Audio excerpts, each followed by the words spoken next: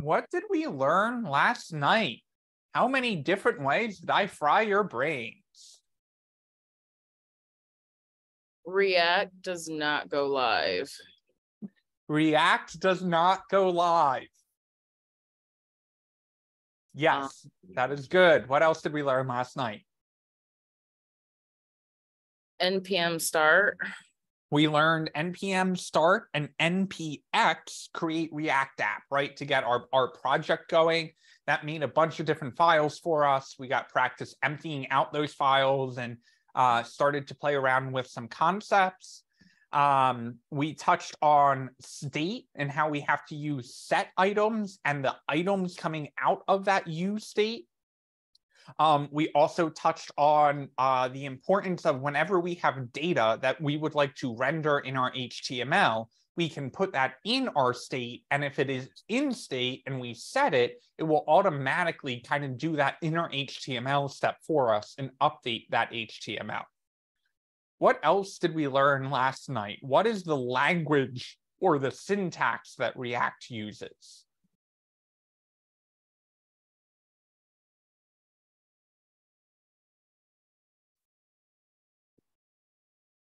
JSX, right? JSX is what allows us to kind of intermingle our HTML with our JavaScript.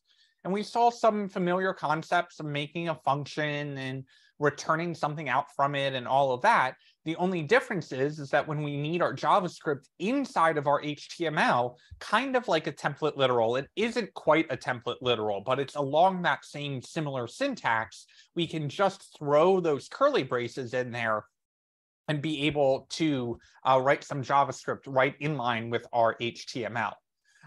We also learned about props, which are kind of short for properties, but everything in React documentation, we'll just call it a prop. What is a prop? Well, it looks like an HTML attribute, right? It's what we can send in, how we can send in custom data or properties into our components. So we can make our own components, and then we can send data into those components to keep track of everything that we are looking for. We are also seeing that we can do an inline map, right? And make it so that we can repeat a component or an element by just looping over the data, and we can do that right inside of our HTML. Is there anything else yesterday that stood out or anything that we had questions on?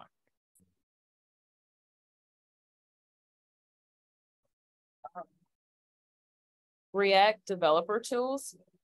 React developer tools we will get to once we finish the chat application, which will be early next week. I will show you guys around the React developer tools. The reason why I don't do that right out of the gate is it's kind of hard to learn how a screw works, but also how to screw it in at the same time, if that makes any sense.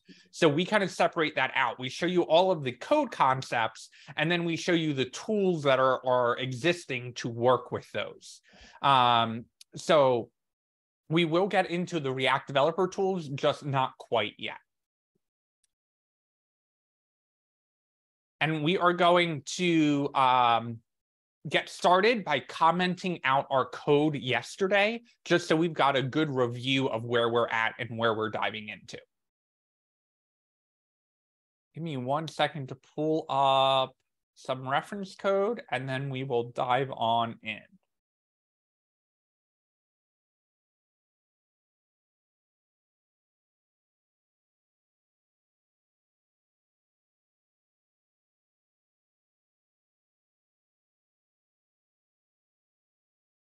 Too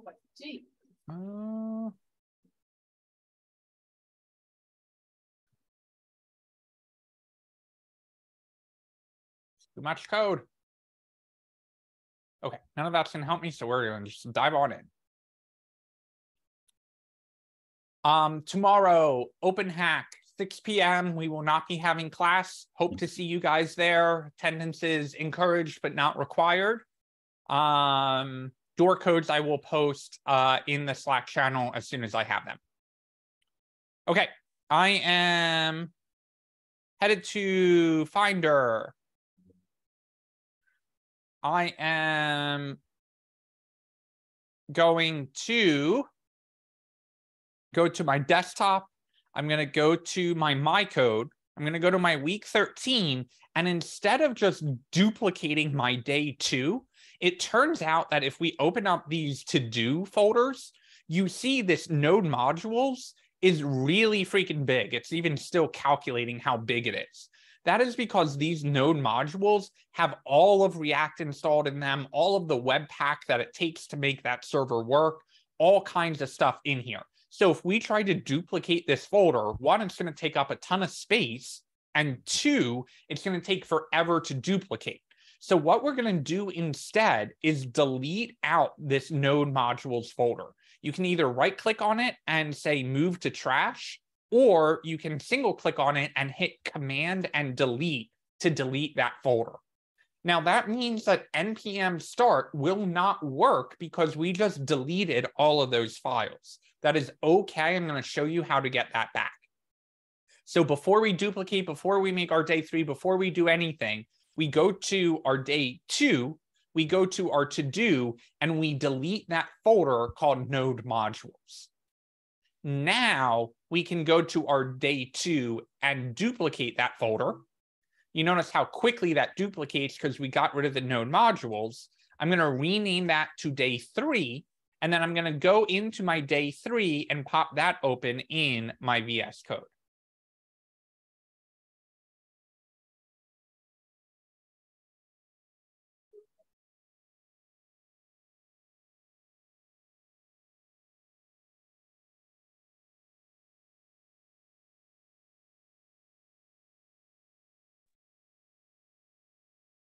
Yeah, mine's not duplicating. I don't know what's going on. You want to share your screen?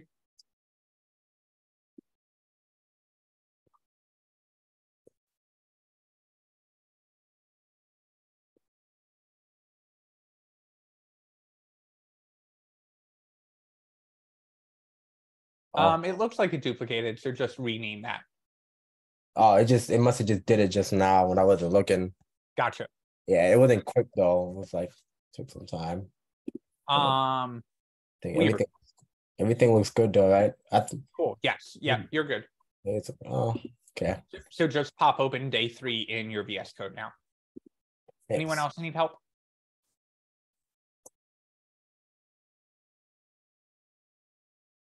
Okay. So in our day 3, we are tempted to just pop open our terminal. So right-click on the to-do folder. If we right-click on the to-do folder instead of just going terminal, new terminal, you'll notice that it opens us right in the to-do folder. We don't want to open day 3 in our terminal, or we could and cd into it, but we want to make sure we are in our to-do folder. And here's what happens if we try to start our project without our node modules. I hit start, and it tells me React scripts command not found. It is basically telling me it does not know the script command to start our React server. That is okay. Why does it not know how to do that? Because we deleted our node modules folder. So you think that would cause more problems, but if we go into this package.json, we can see all of our dependencies are saved in this package.json. So all we need to do before we do our npm start command in the terminal, we're going to do npm install instead. Npm install is what is going to go into our package.json and install all of the dependencies that are listed here. You'll notice this should go a little bit faster than create React app because it's got a copy of all of these files in it. It's basically got a cache of this saved. Now we should be able to do our npm start, and that in a browser tab should bring up our to-do. It will also get a live share started with y'all, and I will make sure mine is not hogging port 3000 and save that, share that with you guys.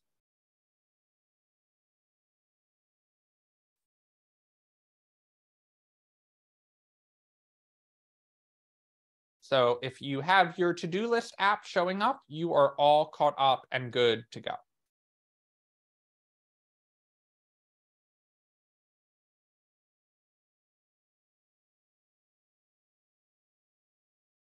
After we do the install, what do we put next? npm space start and then enter. Thank you.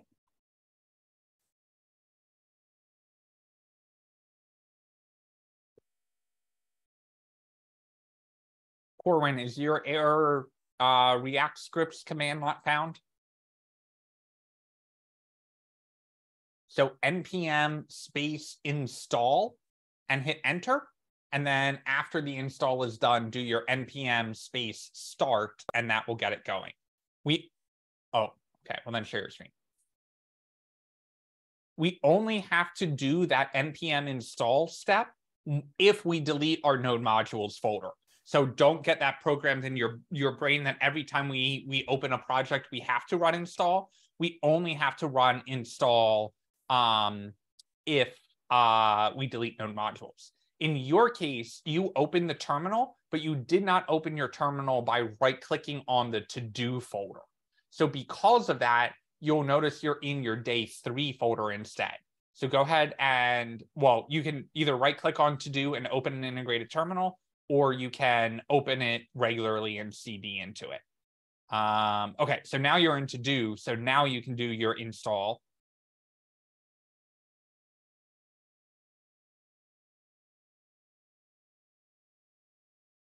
And then when this is finished, do your start, and then you should be good to go. Shay, did you pick up on that? You have to right-click on the to-do folder. Cool. Anyone else need help? There's nothing worse than having a 3-hour class and not being able to follow along with the code that you're making. So sorry, I was a little late. So I just duplicated the folder 2, day 2. The only thing that we did different is we deleted the node modules in day 2 because they are huge and take forever to copy. Then we duplicated day 2, renamed it to day 3, opened day 3 in VS Code, right-click on to do, not just open a terminal, but right-click on to do, open an integrated terminal, npm space install, and that is what's going to get our node modules folder back, and then we do our npm space start. Got it. All right, perfectly. Did it perfect.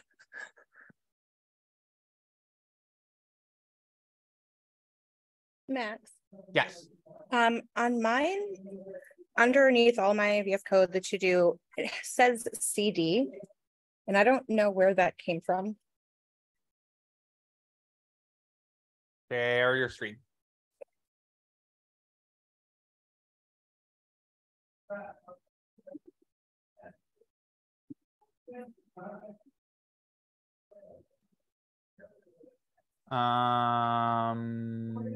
Oh, that's just some file that you created accidentally. Just right click on that and delete it.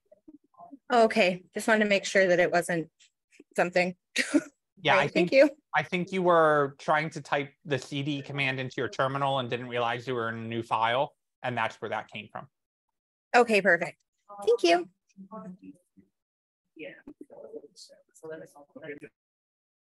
So Ariel asked, are we going to talk about the yellow text in the room? There's this giant thing that says one of your dependencies is importing this private property and object. Babel or Babel, I forget how it's pronounced, is what React uses under the hood to kind of translate our modern JavaScript code to code that all browsers can use. That is why it's called the Babel fish or the Babel fish, because it can translate code. That's why it's named that. Ariel pointed out that maintained is actually misspelled, which is really funny. Developers are notorious for not being able to spell things. Anyway, This is totally okay. React will update this at some point, and it will get fixed in the React dependencies. This is not anything that we need to worry about. This is not going to break our code. So it is completely safe to ignore these two. Oh. Create React app isn't supported anymore, isn't maintained anymore. What do they tell you to use then?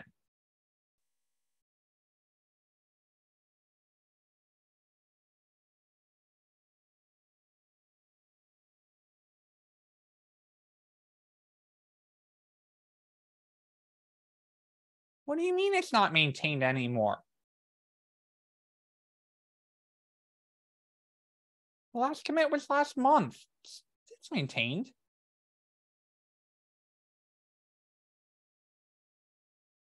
I used React earlier today and I didn't get this error. So I'm not sure if it's just something to do with deleting that node package.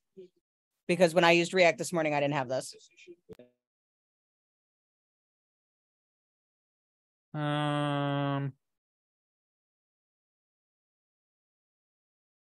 Well, I don't want to use this one. Okay, just ignore that error message for now. It's not going to cause any issues. No, Jen, we are not getting out of class. My computer would have to spontaneously combust into flames for you guys to get out of class. Okay, everyone have their little to-do here. Anyone need help before we dive in?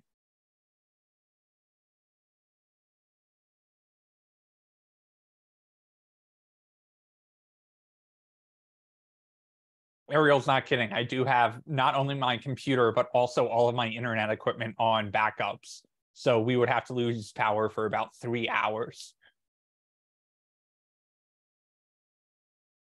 Okay, so before we dive into adding anything new, let's just give ourselves a little refresher of where we left off. Over here, I can type something in like ABC, hit add item, and have that bullet point show up. And then I can add another one. I can hit add item. It saves it. Now, right now, when we refresh the page, our data disappears. That's okay. State only saves information into the memory while that page is loaded. Once that page, you load a different page on that, that state gets cleared out. That is why we will learn about databases and how we can use API calls to add that information into the state. Jen, you asked, can we get the box to clear after we add the item? We sure can. That will be the first new thing we add. But before we add anything new, I am going to go through and comment out all of this code after Shannon shares their screen.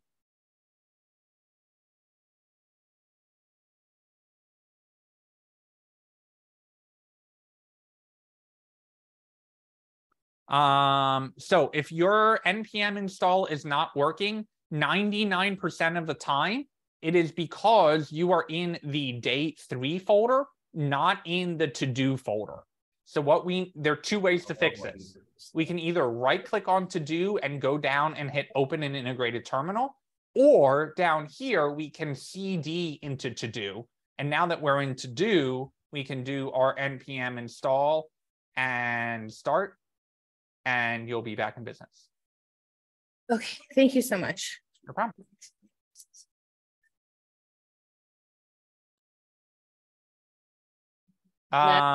You should be on 3000, but if you're on 3001 and it's working, that's totally fine. Max, Yes.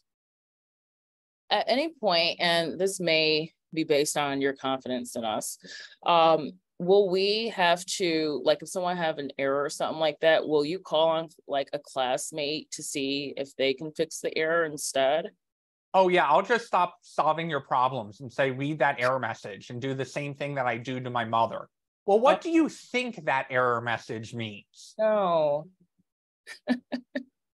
Yes, I will get to the point where I'm going to say, you've had that error message before, you know, read that error message, tell me, you know, what you think that means. we will slowly graduate up to that. And by the end of the class, you're going to go, wow, Max is really a dick. Well, that is because I'm trying to get you to that point, right, of being able to solve those errors. But not to where you would call on a different student to help, like a different student to solve it during class, or? No, I don't like putting people in the hot seat because there's a lot of context that goes into errors, right? You need to know, oh, I tried to run the start command and the start command didn't run. So whatever error that is giving, you kind of need the whole context of it. And that takes a while, right? So there are some times that you'll share your screen, especially during one-on-ones. Towards the end of the program, I've got 19 different people's capstones in my head. And you'll be like, oh, I'm having this error here. And my brain like literally has to like flip through a Rolodex and remember like, what syntax you're on, how you're doing things, all of that kind of stuff. So it's a lot to ask a fellow student to do that. However, pair programming is definitely something in the industry that gets used a lot, where you either get to program with a senior developer or two junior developers work together and you're working on the same task. But the person who's sitting down and writing the code at the keyboard is not the author of the code. The other person is actually telling them what to type, kind of like you following along with a screen share. And then you're the one typing it and kind of learning how they're thinking through the code. So pair programming is definitely something that is used in the industry. But I don't know that I would feel confident being like, oh, you've got an error, I'm gonna randomly pick a student and have that student solve that error. To solve this. Okay, I got you. Thank you. Although if that does happen, Rain, I'm gonna be the first one to call on you and go, Rain, could you fix? Thanks. And yes, learning to fix errors, they say, I've heard different ratios, but I've heard that programming is 25% writing new code and 75% debugging. Learning to read errors is an art. And sometimes you get the error message and it's like 9 paragraphs long and you're like, oh my God, I don't know what any of this means. And I go, oh, right here, loading line 14, there's your problem, right? And learning to read a stack trace is something that just over time you do get better at.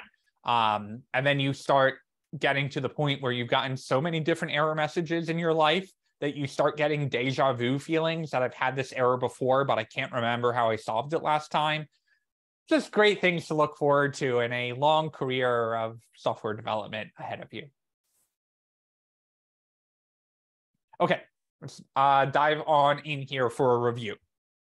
So we're in our app.js. Our app.js isn't technically where all of the magic starts, but it is the 99% of the time where we're going to start with our React code. There is a couple steps before it. We don't need to know that now. We will see them in the next project, in the chat app project, when we have to pull in Bootstrap and a couple other things. So we start at the very beginning of our app, right? So we say number one, app where the entire React project starts. Okay. Now we actually go to number 2 and we say items, and set items are a variable and a function that come from use state, which is a concept built into React, and items starts out as an empty array. This is kind of 2B because 2A is import use state from React so we can use it in 2B. Anytime if you don't understand this, let me know. Use state always returns 2 things. One is the variable where the data in that state is going to get stored. And 2, it gives us access to this set function. we can no longer say items is equal to this thing. We can't update that variable directly. So instead, we have to use this set items. Okay, so now we come down here, and this is a function, and we're like, we know functions don't run unless we ask them to run. We're not asking this to run, we ignore it. We come down here, we get an H1, it's like, all right, I don't need to comment anything out on that.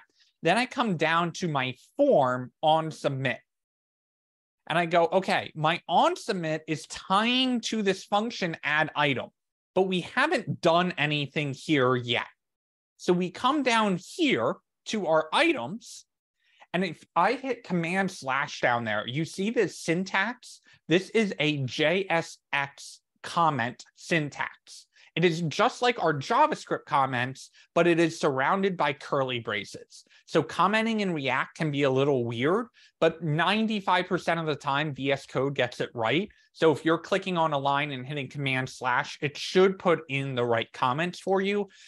So just rely on VS Code for that syntax. Okay, so number 3, loop over all the items in our state variable. And what happens?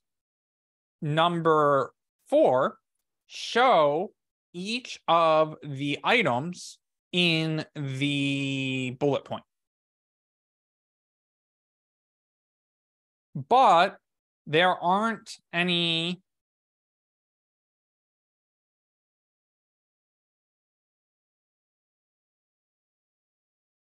yet, so this li doesn't show up at first. Okay, when we first load that page, there's no items in our list. Why is that? Because our list starts out as empty up here.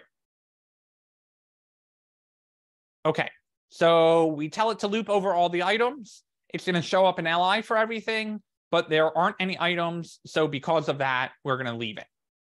Now, what happens? The user types something in here and either hits enter because we have type submit, or they click the add item button. Okay, that add item, because it is a type submit, says number 5, trigger the add item function above. So this is 5B, runs when the form is submitted.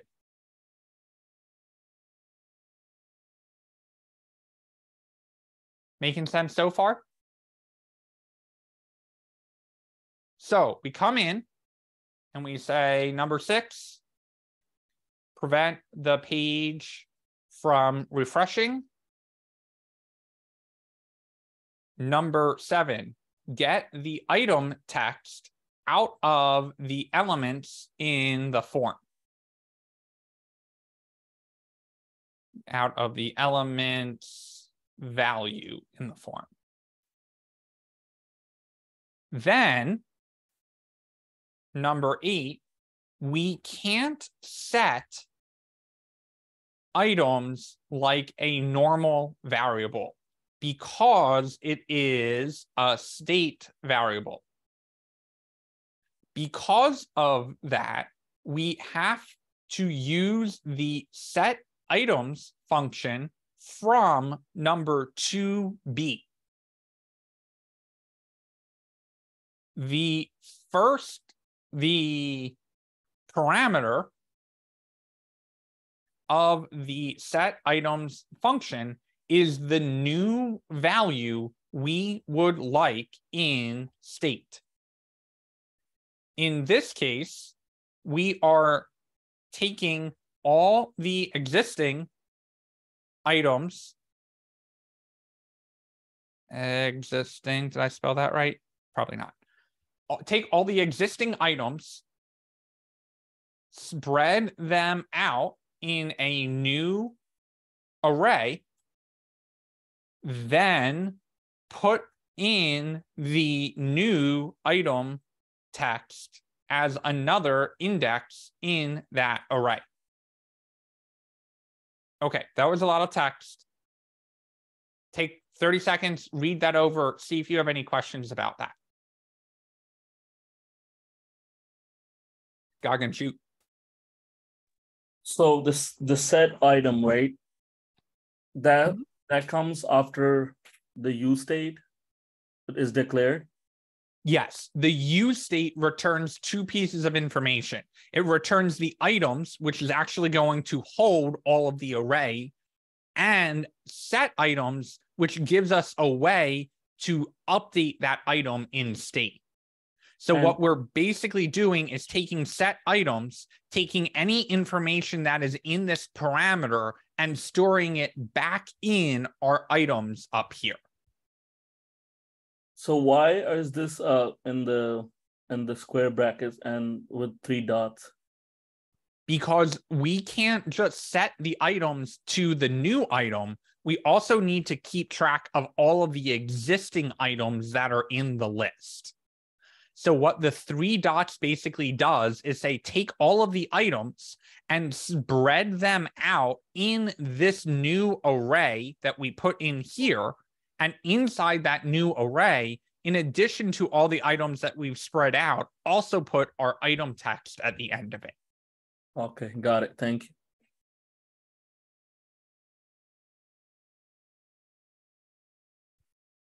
I knew that looked wrong. Too many eyes. Even on number 7, after elements, the value has a C in front of. No. Proof that I am actually human. The speed that I code does not look it, but I promise I am. Do we have any questions about that?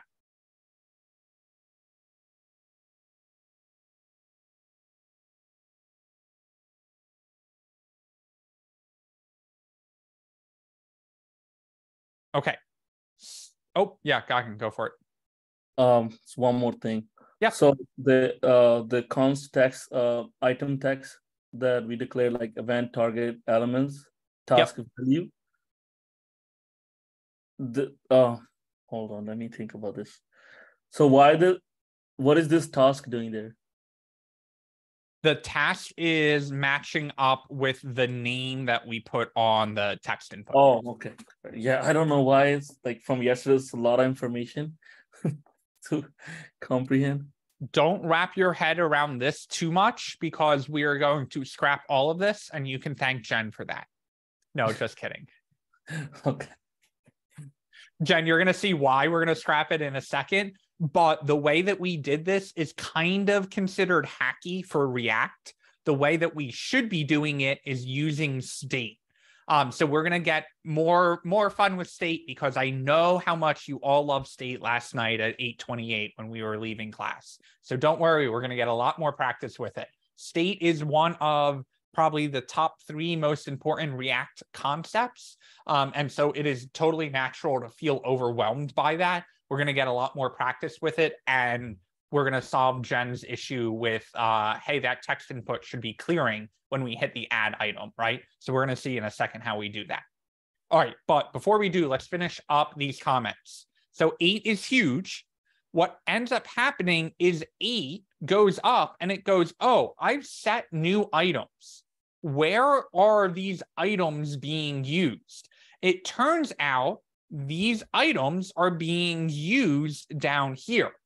Set items was called, so React auto magically reruns this loop. And down here, number 10, because the items array has our new items text in it, it will automatically render a new li item for us. And that's it. That is everything we have done. Just 10 steps. Does that make you feel a little bit more stable about what we have done so far? Does anyone want to take a stab at what state is or why we would use it or why it's important?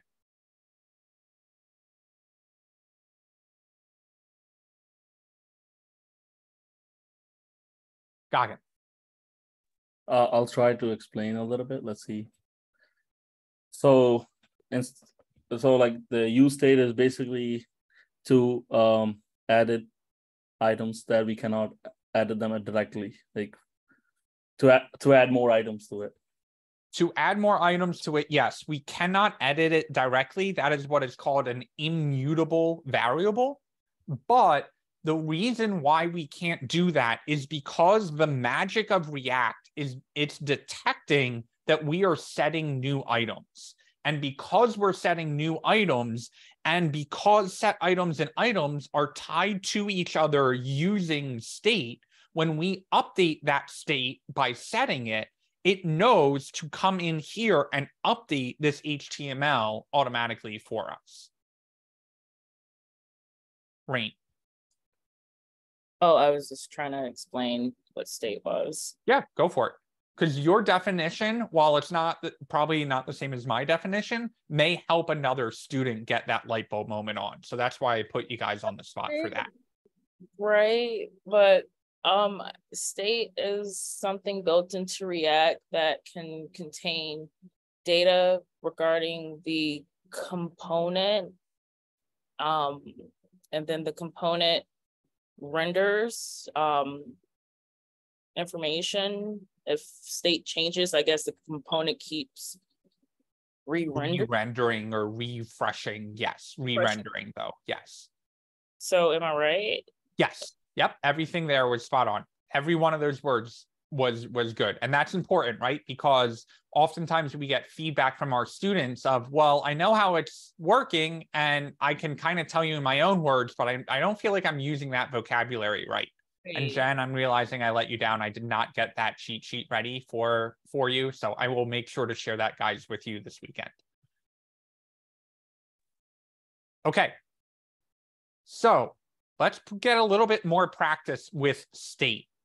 State, we've already seen when we update it, that when we update that state, React automatically clears some things out for us. So instead of pulling out our item text by digging into the event target elements task value, which is a long change down.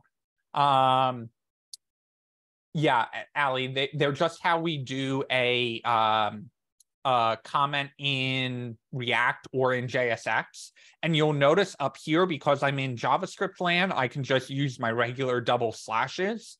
But when I get down into the HTML, because I'm in HTML land, this is kind of a weird comment hack.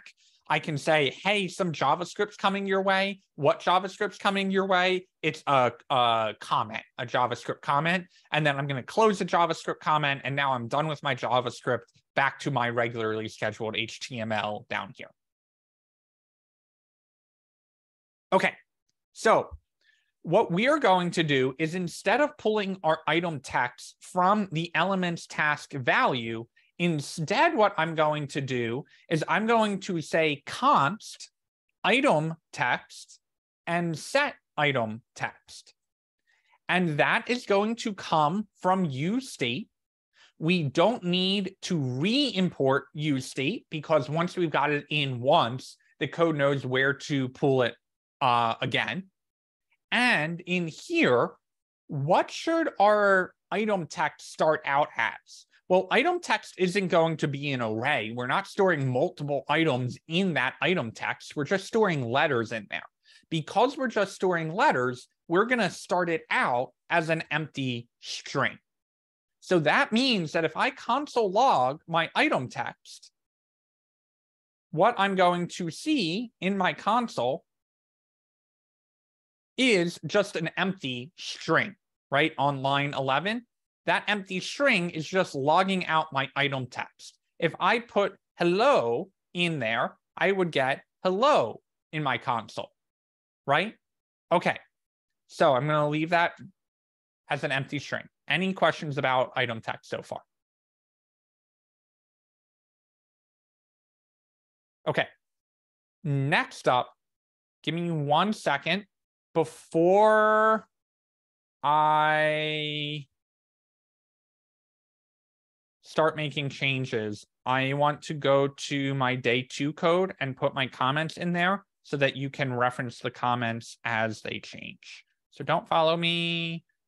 Don't follow me. Okay. Now I need to kind of hitch my horse to my carriage. I've got my state and I've got my input. Now I need to tie those two together. So what I do is I come down to this input and I say, hey, the value of my input is going to get stored in item text.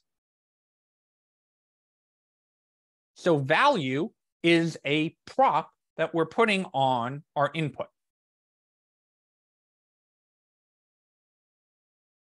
Okay, so I come over here and I come over here. Notice there's an error message down here. This error message is telling me what I'm already going to run into. If I come up here and I type a letter, nothing happens. I type any letter on my keyboard and nothing happens. And I'm like, come on, React. I told you that the value was going to be in item text. Well, what the error message down here is saying is you provided a value prop to a form field without an on change. This will render a read-only field. In other words, I can't type anything in here.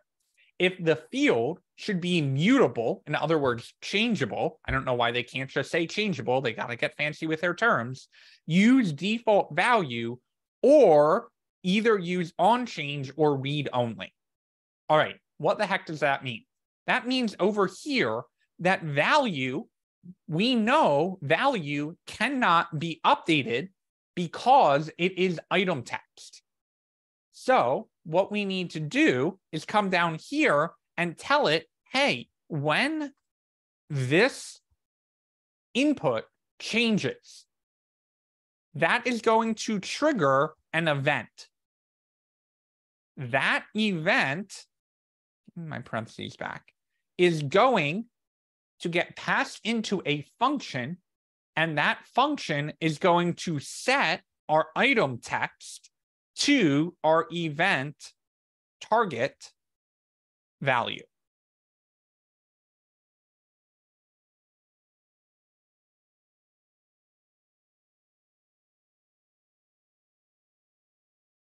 If that is working, we should be able to go back over to our browser, trying to position this right so you can see both of them. This error message is still down here from the last time this page loaded. So if you hit Command R to refresh your page, you'll notice we not only got rid of our error message, but now we can type in things into our text input.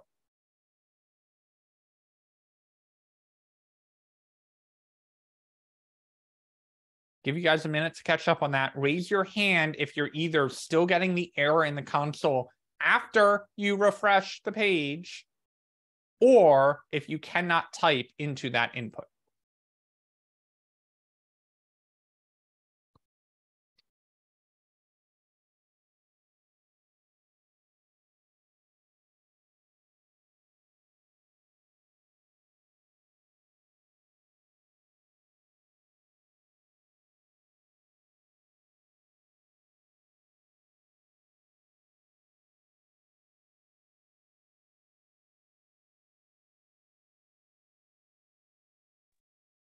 Is it okay to have each child in a list should have a unique key prop warning?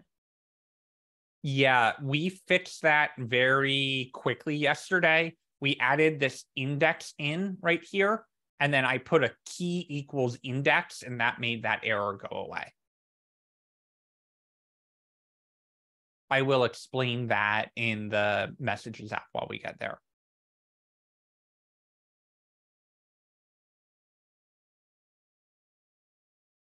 Flush, what's up? So I came in late, so in case you have explained it already, sorry about that. So we are pulling in like event.target.value for item text, and we pulled in event.target.elements.task.value. Why can we, like, is it to kind of differentiate between the two states, or hold off on that? We haven't taken this out yet, and then it's going to click for you. Okay, perfect. Thank you. Okay, so let's do the last step, and then we'll update some of our comments here. So up here, instead of pulling item text from having to go through all of these steps, what we did is we hitched our item text to the state variable using value. So this item text here is coming from our item text up here. And then we say, when that changes, whenever you type a letter, take whatever letters they're typing in and set that into state. What that allows us to do, because we are setting the item text every time they type something in, we don't need to dig through the event target elements task value anymore, because our item text is already coming in from state. So I can now save this, come back over here, and it works exactly as we would expect it to. Okay, that's great, but Max, that seems like a shitload of work. Why did we do all of that? It was working the other way.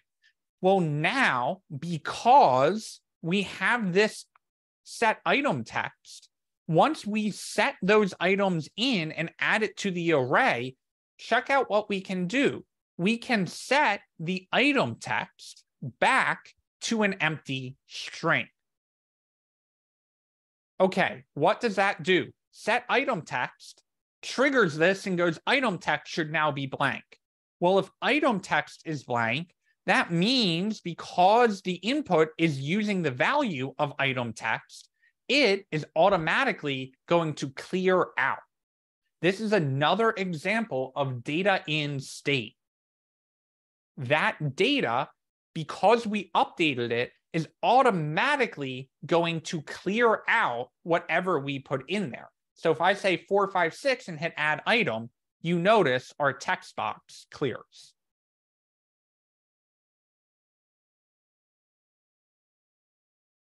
So Max, you remember the default that we use in order to clear the text? Is that only for Java, using plain JavaScript or something? This or something else? The other day when we were writing a function and whatnot, you asked us, how do we clear it out? And I believe Kenny said something about default. That is event prevent default. That's up here. That isn't for clearing it. Well, okay, I see your question now. What's happening is when we do event prevent default, it is preventing the default action, which is to reload the whole page. The reason why it reloads the whole page is because it's trying to send the data to a server. And the only way it knows how to do that is to basically reload the page with that data getting sent with it. And we're like, okay, that's kind of old school thinking. We don't even have a server here. We don't want you to refresh the page. We don't want you to submit that data. We just want to be able to control running the JavaScript ourselves. And so that's what this event prevent default is doing. It just so happens that when the page refreshes, that input is cleared out, but we don't want it to refresh the whole page. We want it to let us run our JavaScript, and the JavaScript that we're running is going to handle clearing that input instead. So by using that line 23, we're targeting specifically that window where we're inputting the text. Yes, and the reason why we're doing that is because set item text is updating item text up here, and this item text here is tied to this input using the value of item text. Okay, I get it now. Thank you. It's a quota. I am getting a few errors, and I'm not, like it's saying like item text is not defined. Share screen.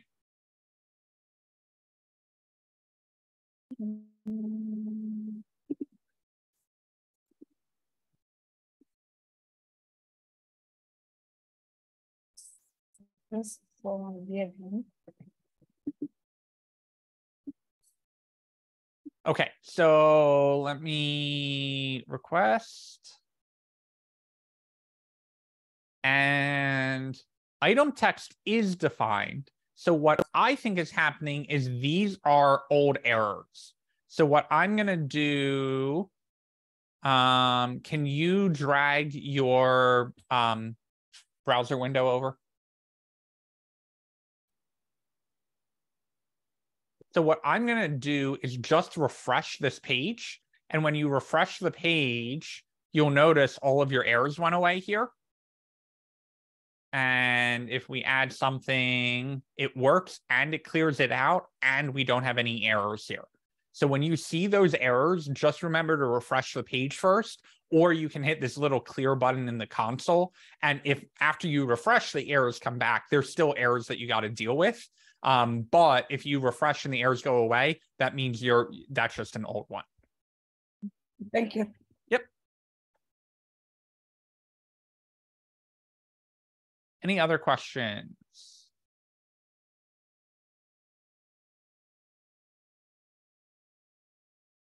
Okay. Let's update this a little bit more and then add one more feature to this.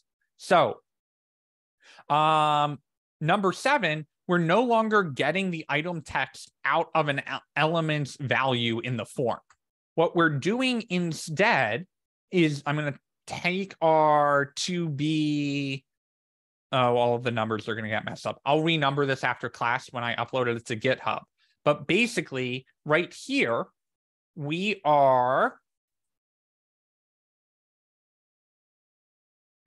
connecting item text to the state variable from line 9. And in here, we are saying when a user types in a value to change the text box, update what they have typed into state.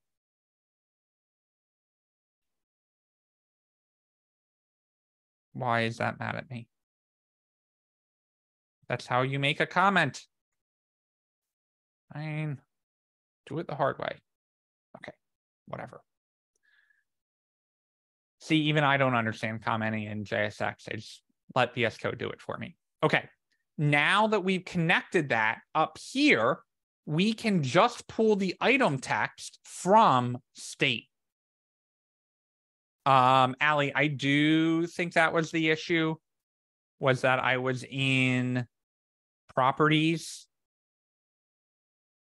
I don't know. Commenting in React is weird. I just let VS Code figure it out for me. Okay, so up here, parameter,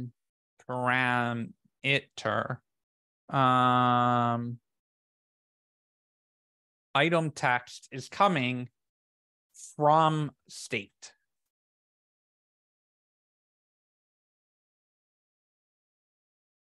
So it seems like a weird flow, but are we seeing the flow through this? Hey, when we make a new component, we're going to make these special variables because when we update these variables using the special set function, I want it to automatically update our HTML. And I'm going to use some functions that I can tie directly to my HTML code.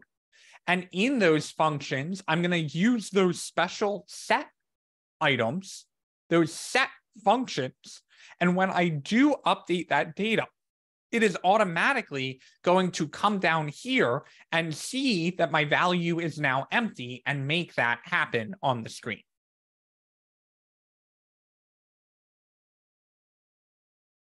Good so far? Okay. What is the most satisfying part of a to-do list? marking something is done, right? Checking things off, crossing it off the list. That's what we want to do. And Allie, I'm not going to delete it off because I want the satisfaction of seeing that item crossed off on my list. So that is the last feature that we are going to add to our to-do list. No, 2 more. We're going to mark it as done, and we're going to be able to edit it. Because if I know anything from my mother making lists as a child, she always loved to tweak the tasks to make sure I was never quite done it, right? So we're going to add 2 more features, and then we'll call this to-do list a doner and move on to our chat app, which is, correct me if I'm wrong, Ariel, your favorite project, only because we do it about 9 different times. Okay.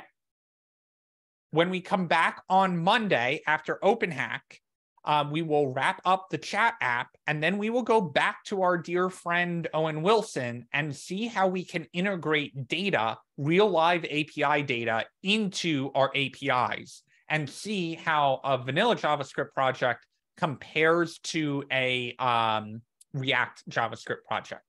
Yes, OpenHack is at Common Space at 6 p.m. tomorrow. No, Ariel, you cannot come in for so many reasons. Okay, let's come over here. And I'm like, all right, I want to add a done button. And I would be tempted to just throw the word done down here.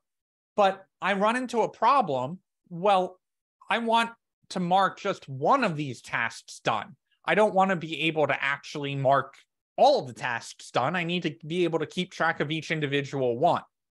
So I'm looking at my code and I'm like, where do we do that? Where do we individually mark it as done? We could do it as checkboxes.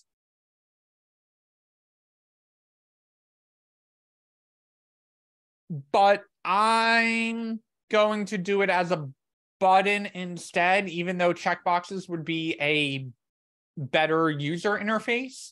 I'm going to do it as buttons just because it's easier to understand how we link to them. Trust me, it's for your level of understanding that we're going to do it as a done button. Okay, so I need that to show up for each one of my items in the list. Well, using our vanilla HTML, I would have to go in and put the word done everywhere, right? But because we're in React, we're already looping over all of those items. Because of that, I can actually come in here and throw in a button that says done. And just like that, I get my 3 done buttons. Like, okay, that's cool. Now, what do I want to do? Well, when they click on one of those done buttons, I want to do something. So I say, all right, I'm going to come up here and my button, I'm going to throw an on click on that. Remember, we're capitalizing the C here because of React. Brandy, we are going to use a strike through. And on that, I'm going to tie that to a function that says mark as done. Well, my mark as done, it doesn't know how to mark something as done. So I'm going to come up here and I'm going to say const mark as done is going to be some function. And because this is not submitting the form, this is not a type submit, we do not need our event prevent default. We only need our event prevent default on a form type submission. So I go ahead and save that. And I click on this and I get done, done, done. And I'm like, all right, now I'm in here. There are 2 things I need to do. One, I need to be able to mark this task in our array as done. That's number 1. So I might need to change the data format to support that. What is number 2 that might be an issue? Plush. Add a text transform to strike it through. That's number 3. Oh. We are going to do that. How do we know which task we are clicking on the done button? there are 3 different done buttons here. How do I know which one I'm trying to mark as done? We need to tell it, hey, in this map, when you mark it as done, also include as a parameter the index. The index is keeping track of our map, what number we are on. So to test all of that, I'm going to come up here. I'm going to say task index, and I'm going to console log out my task index. I'm going to give you a pause here, but just to show you what should happen, when I click on done, I get 2 coming out. When I click on 0, I get my done showing up there. Give me a minute to catch up there. I have added on, I can't show both of them at the same time. In my button on my on click, I have added in this mark as done, which is passing in the index that is coming from my map. I am then in my mark as done, getting that index and console logging it out. The point of that is so that when I click on done, I get the number 1 in my console telling me which one I have done.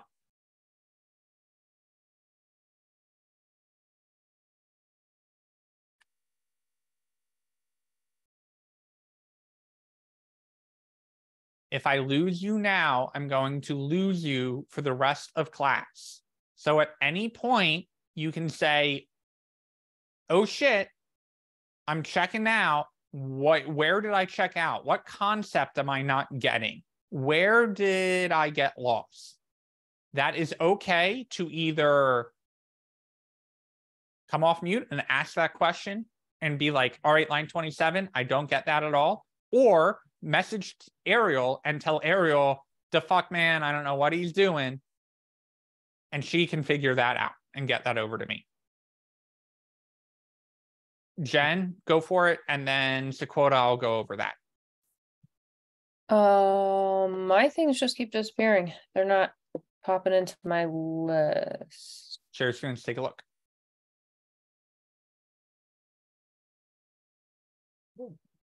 I think I have an extra.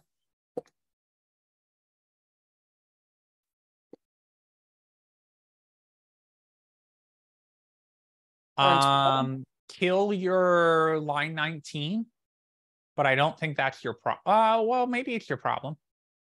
Take out line 19 because we're pulling item text from state now instead of going into the form elements.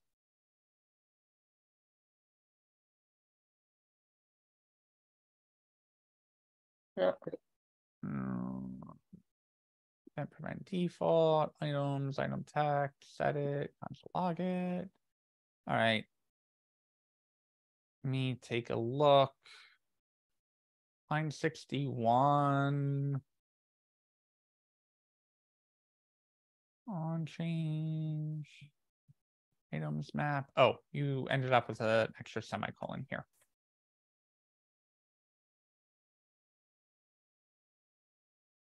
There they all are. Thank you. No problem. If you refresh the page, it will clear them too, if they're bothering you. Okay, so let's go over. This is kind of tricky syntax because when we see this written out as mark as done, it's like, all right, hopefully that clicks, pun intended. When we click on the done button, go run this thing called mark as done. So it comes up here and it does mark as done. But I need to send more information to mark as done. I need to send in the task index of what we're trying to mark as done, right? Which number in the array are we trying to do that? Well, if I put parentheses in here, all of a sudden React sees those parentheses and goes, go do that mark as click. And it's like, no, we don't want you to mark it as clicked until that on click runs. So we can either in React use the shorthand if we aren't trying to send in parameters. If we're just saying on click, go do this function, we can use that shorthand. But if we want to send in additional information to that mark is done, but only when that click actually happens, we need to put in a function in here. So we put in a function, our parentheses and our curly braces. Then inside those curly braces, now we can call our mark is done, and we can also put in the index information. This index is now only going to get sent to mark as done when the click happens. So this index, which is coming in from the map, is getting dumped into the task index here, which means we can see the console log out here.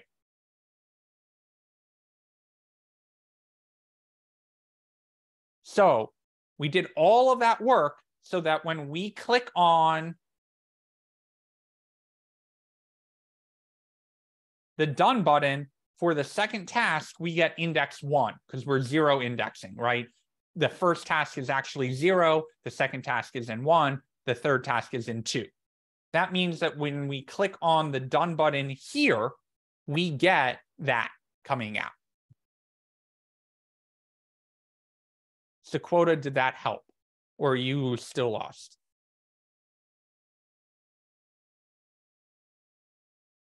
Yeah, I'm still kind of lost at like the ending part of it, like what you was just explaining in the console now, I guess. So once you click done. Yep. So think about it. It's 0 indexed, right? So we're 1 off from what we normally do. So if I add in 1, 2, and 3, when I click on the third one, I get 2 showing up. When I click on the first one, I get 0 showing up. All that we're keeping track of here, the information we're trying to send in, is which done button got clicked on. Okay. In a practical, oh, go ahead. I have a question.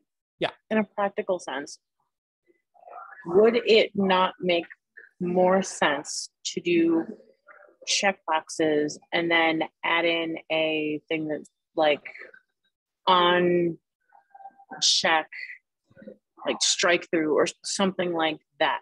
What? Just because I don't know. Follow with me until I get it done my way, and then I'll do it your way. Okay. The simpler version of my question is, why would this be a better option than doing like just checkboxes? Let me finish it my way, and then I will give you checkboxes. Okay. All right. So we now know what done button has been clicked on. We now need to keep track of whether or not that task is done or not.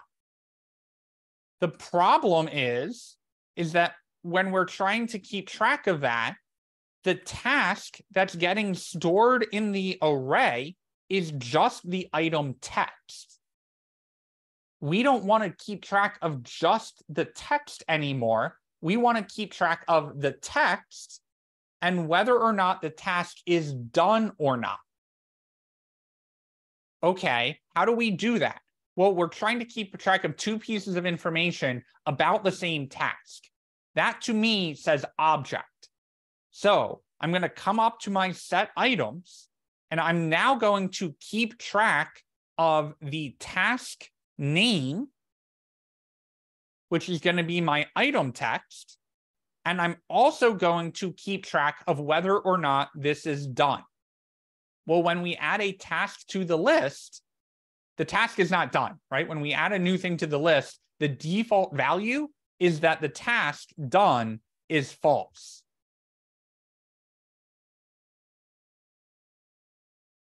Okay.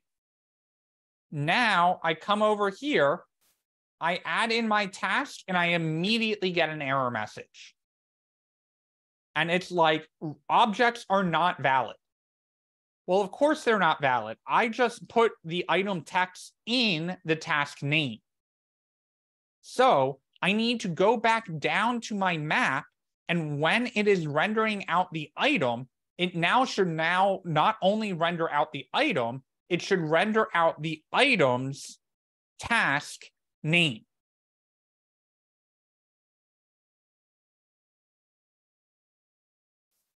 Okay, now I come over here, I type ABC. Notice I still have errors down in my console. That is only because I did not refresh.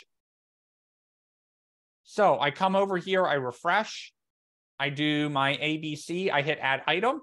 Now my ABC shows back up. Okay, now I'm going to come over here. I haven't accomplished anything yet. All I've done is know what button is clicked on and made a place in state where I can set that task as done or not done. Now I need to do that. I'm going to pull it all together here. We click on mark as done. We know what task we're trying to get marked as done. So let's do that. Up in our task index, we're going to say const updated tasks equals our current items. And our updated tasks is going to go to the task index that we are getting sent in from the index of our onClick. So I go to my updated task and I set the task index done property, or done, which we had set to false here, equal to true.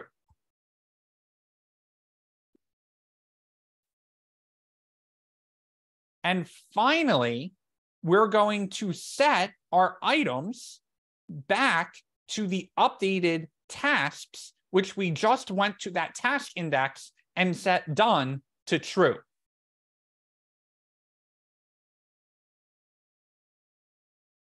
I know this is a lot of steps. We are almost over the finish line. One more thing to do after this.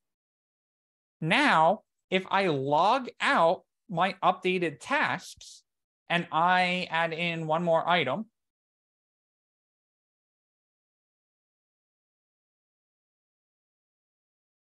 and click on my done button, nothing changes. And I'm like, come on, I've done 19 different steps here and I'm still not getting anything finished. But if I come down and I look at my array, this is now set to done. What else is in this object? The task name is also in this object. Where did I use task name? I use task name down here. That means that if I have access to task name right here, I should also have access to done in this item. That means I can throw a style property on here. My style property is going to say, what is it? Text decoration? Span of text decoration. I have to look up text decoration CSS to make sure Or that's style equals like text decoration line through. Underline or something. Yeah, something like that. Rain's right. Line through, line dash through. Oh, Is that on text decoration? Yes. Okay. So what I'm going to do, I'm not just going to say line through. If I threw a line through right here, all the items are crossed out. Okay. I don't want it to throw a line through every item. I want to say if the item is done, then put a line through it. Otherwise, don't put anything there.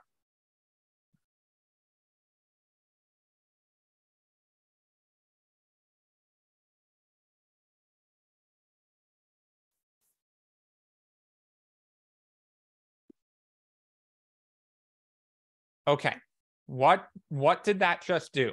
I come over here, I add my new item, I hit add item, my new item shows up. The question mark is a ternary operator, Ternary operator. The ternary operator, think inline if statement. If this is true, then do the thing between the question mark and the colon.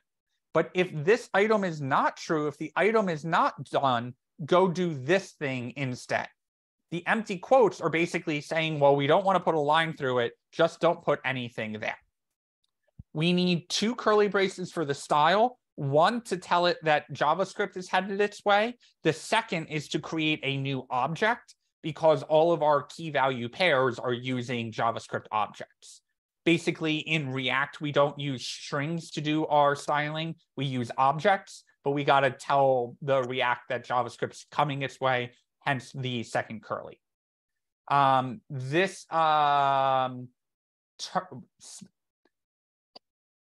Natasha, the objects for styling is only for React, but ternary operators are for vanilla JavaScript. And because they're in vanilla JavaScript, we can also use them in React.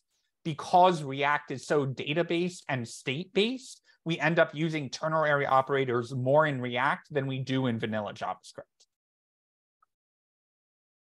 Gagan. Mine was working, but then it stopped working. Like the line through. I don't know what happened. Share screen. Okay, 1 second.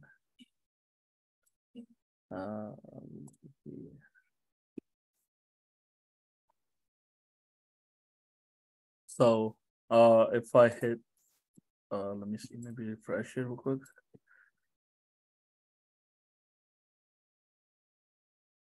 Okay, scroll up to your OnSubmit.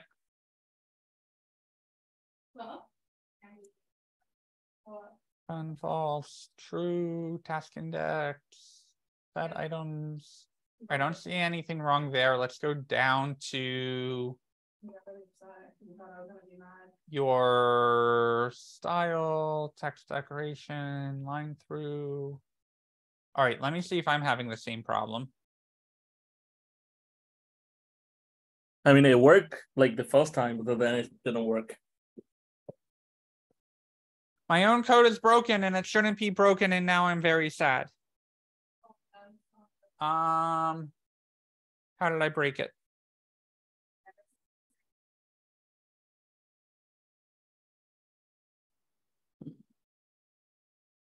All right, let me try it with a.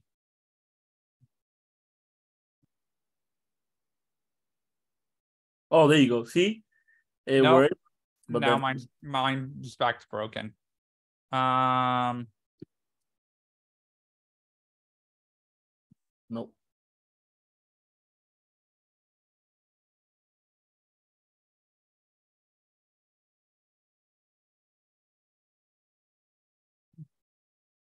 You see that? Now it worked randomly. It randomly worked. I didn't even do anything. I've got an idea.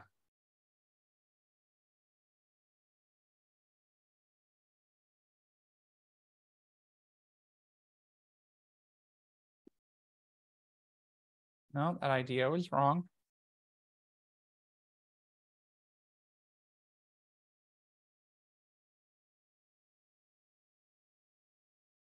Corwin was saying you had to have another item on there, I guess. Yeah, but yeah, it's only doing the strike through when you add another item. Like the strike through is only showing up. Yeah, but I've got 2 items and mine still isn't showing up. Max. Yes.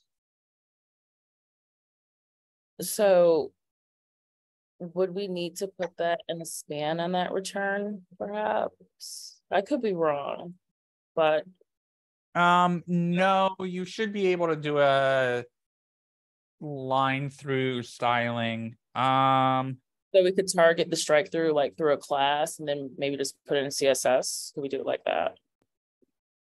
Or that is another way to do it, but Something isn't triggering a re-render.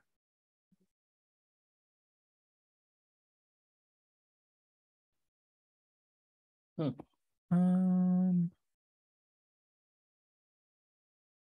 let's go on break. And if you come back and I've got a large glass of wine and tears running down my face, it is because I haven't figured it out in the next 25 minutes. So go on break, be back at 7:25, and hopefully I will have an explanation for you. Hey Max, so what I'm noticing is if you hit add item, it'll cross off the first item because you clicked done. You have to hit add item and then it'll cross it out. Is what I've been noticing. So if you hit add item right now, it'll cross it out. So if you add an item, hit done, and then add another item, it crosses it out. That's when it does it. That's great. Yeah, I was like, it's working, but I don't know. Oh, okay. Look at that. Everyone in the class is helping with an error after all. Yeah. That's funny.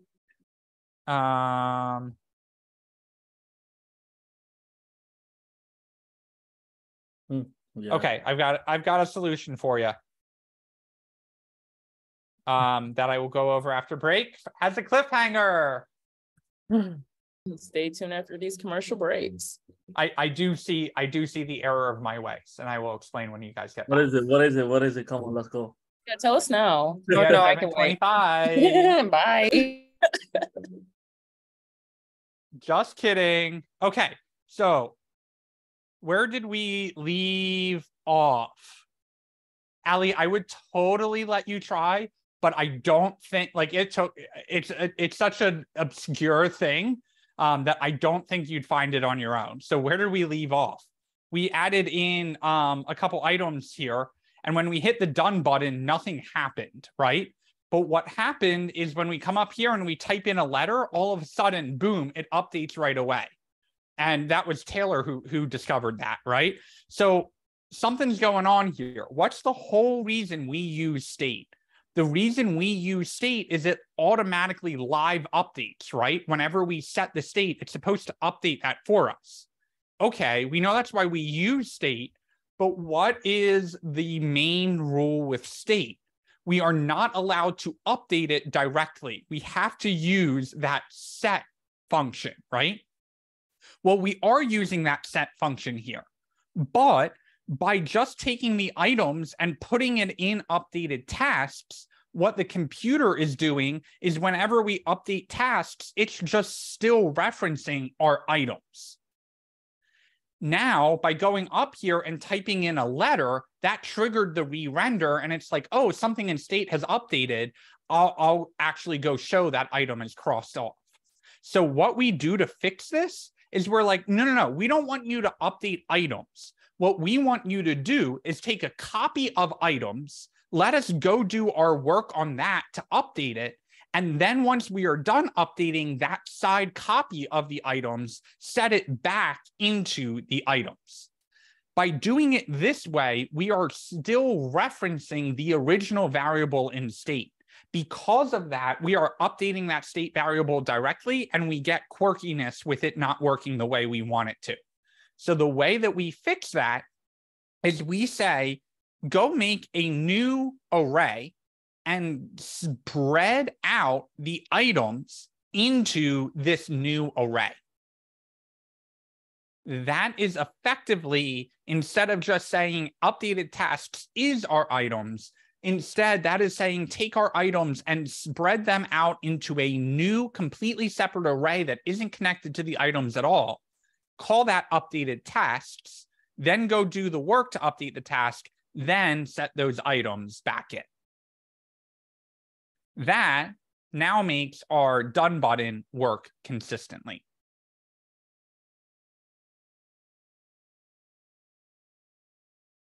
Was the cliffhanger worth it? All for 3 periods and a set of square braces?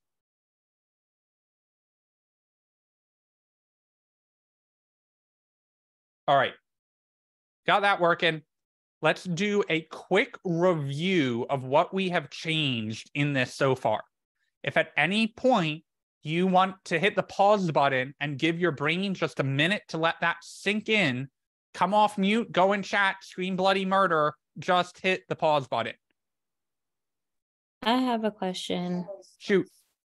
So when you were trying to figure that out, did you kind of start from like the beginning of the code or like the middle where the items and tasks were? Like, how did you? I just cried into my keyboard until it started to work. And then, no, I'm just kidding. Good question, right? Because learning to debug is almost as important as learning to write the code, right? What I did, and it was actually Taylor that helped me discover the solution for that. I knew that when I added items to, let me actually go back. Don't do this, don't follow me. I'm going back to the broken version of it. When I was in here and I added the items and I hit done, what did we have down here? We had the console log of the updated tasks. I went in here and I saw that 3 is getting set to done. So I knew that the problem wasn't with the code in here, because it was getting set to done. There was a problem between the setting of the items and it actually using our item done to put the strike through it. And so I'm narrowing this down and I'm going, all right, the problem is either with this line or it is with something with the set of what we're doing with the items. And so I narrowed that down a step further when Taylor said, when you come over here and type a letter, you're manually triggering a re-render, right? Because we're typing in another letter, it is setting an item in state. That set item in state is re-rendering everything. And now all of a sudden it's using my data. Because I knew it wasn't, because I knew the problem wasn't here, because it was striking through, I knew, hey, this has to be an issue with the set. And at that point, I'm looking at this and I'm like, okay, well, we know this is working because if this line wasn't working, it wouldn't intermittently work. It just wouldn't work at all. So I knew the problem had to be something in here, but there's not much to go wrong here, right? We're just setting it. So that process of elimination leads me down to, well, where is the data coming in from the first place? And that's when I realized we broke the rule. We updated the data by referencing it through the updated items. And that's what got me to realize that we need to make a copy of the items before we can update it. Does that help give you insight into the debugging process? Yes, thank you. Because sometimes I spend so much time going like from top to bottom, I guess. So I just wanted to see how you kind of worked yourself through that. The worst error or bug that you can get is an error or bug that has no error message. You can actually, I take that back. There's one step worse than that. What's worse than that is when a bug is reported and you can't reproduce it. And you know it's happening and you know the person isn't lying to you, but you can't figure out how to get it to do that. That's the worst. Second worst is when you can reproduce it and you know it's a problem, but React happily was doing everything over here and gave us no error message, right? That's the second kind of worst. The third worst is just a general error where you're reading through it and you're like, this isn't giving me a line number. This isn't helpful. I don't know what this error message is trying to tell me. And then the most helpful error is when it tells you the line number and you realize that you had a typo or you forgot an S or something like that. And those are a little easier to solve. I'm sure there's a fifth because things come in 3 or 5, but those are the 4 that I got for you. Goggin, what's up? So can I share my screen real quick? Yeah, go for it. Okay. It's nothing related to this. So I was trying to take this style and style it in the CSS instead of like styling here. But it didn't work for some reason. Like now, if I hit done, it goes red. But how do we get this and do it in the separate file? In the class, like using a class? Yeah. Yeah. I'm gonna bump your screen share and show you on mine. Okay. So while we are using an inline style right here, inline styling in React is surprisingly not looked down upon because it is so powerful, because we can integrate styling directly tied to our data. It is more common to see inline styles in React. There is no definitive industry-wide agreed upon, this is how you should style in React. Because some people make the argument that because you can use separate components and break those components into several little files, keeping the style associated with your HTML and your data actually isn't a bad thing, right? That's one of the major complaints about style tags in HTML. We have to put them on everything every time we want to use them, and it's all getting mixed up with our other code. Our HTML is long enough. Well, React kind of solves that by saying, well, you can break your components out into separate files, and now you're kind of grouping all of that data together. So it is totally fine to use this inline styling in React, but Goggin was asking, well, what I want to be able to do is put a class name on this if the task is done. So let's take a look at how we do that. I'm going to say class name, and I'm going to put curly braces here because I'm going to send it some JavaScript. And I'm going to say, if the item is done, put the class name of done on here. Otherwise, don't put anything. Okay, well, now that we're putting done on here, we actually have to style that.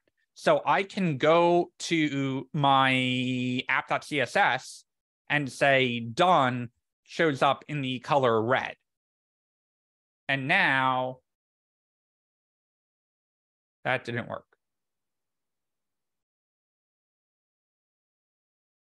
That probably did not work because I am not importing my app.css. So just like we need our style, link, rel, all of that kind of stuff, we also need that here. So now that shows up in red. Yeah, I did it the same way you did it, and it didn't work. I was like, how is it anything different than I did? And then the import, I get it now.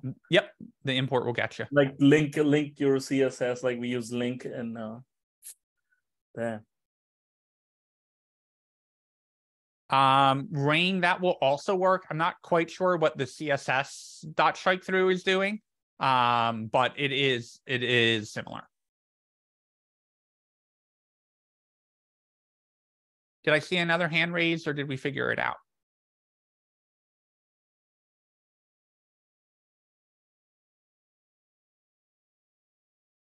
Okay. Brandy, I have not forgotten about you. You've got a checkbox in your mind, and you are going to murder someone if we don't see the variation with the checkbox. Before we do that, though, I'm going to do a quick review of our comments. Think through that step. And Natasha, yes, to your point, we are basically making a to-do list of how to make a to-do list app. I do see the meta-ness in all of that. That is okay. All right. So where were we at? Well, we first had to come in here. I don't even know what numbers I'm on anymore. What's my highest number? I don't know. I'll come back in and redo it. Important thing is that you understand the steps as we're going through them, right? So the first thing we wanted to do, we wanted to mark that task as done. So what we needed to do is say, add a new button called done that updates the task when we click on it. Then we tie that to execute mark as done function, and also pass in the index of this item so we know which item is getting clicked done on. Okay, so we take the index. Where are we getting the index from? The index is coming all the way from our map. Our onClick is triggering mark as done. That's sending in the index. That index is coming all the way up to our mark as done. We are then making a copy of our items. But we run into an issue here. Once we've copied our items, I'm realizing that the items that we're working with just have the item text in them. So the next thing we do is modify our tasks to be an object instead of just a string, so we can keep track of not only the name, but also whether it is done or not. Okay, well, if we're updating our data structure here, we also have to update our item task name to use the key, to use the object we set up above. Okay, now this task name is lining up with this task name up here. Where's this task name getting its data from? From the item text, which is coming from the state, which is tied to our input value, which gets updated, gets set when that changes. Okay, so we're up here. We've updated our item. It is using an object now. Now, using the index and the done property from the object, set it to true. Then take all of our updated tasks and set them into state. Items is now getting updated. Items is used in state for items. That means we go down to the return and go find our items. And in our items, we add a ternary operator that applies some CSS if the task is done.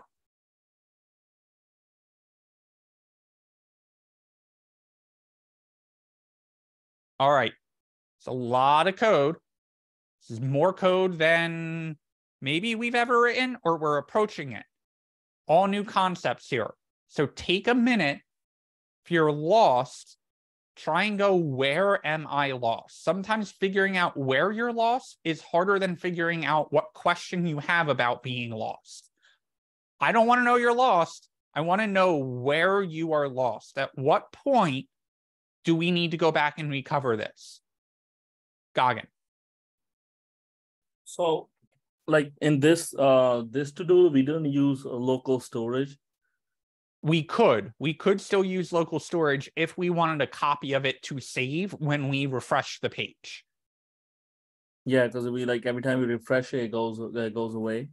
Yes, we could theoretically solve that better by using an API and a database on the server, because that way it could sync across like multiple devices, or you could have the user sign in to save their items. But for the first React project we're doing, we're going to push off local storage and that kind of stuff. But local storage is compatible with React. It's a little trickier to use than just with vanilla JavaScript, but it is compatible. You totally could use it. We're going to take a 2-minute intermission, even though we just had break. Review this code. Raise your hand if you have a question.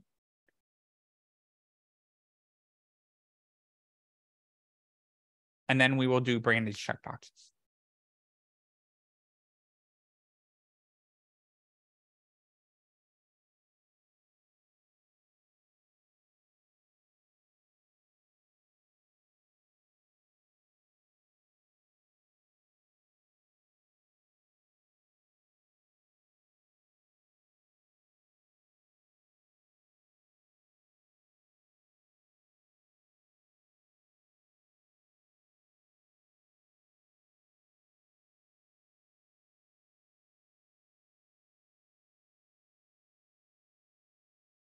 We'll be right back. I'm getting more water.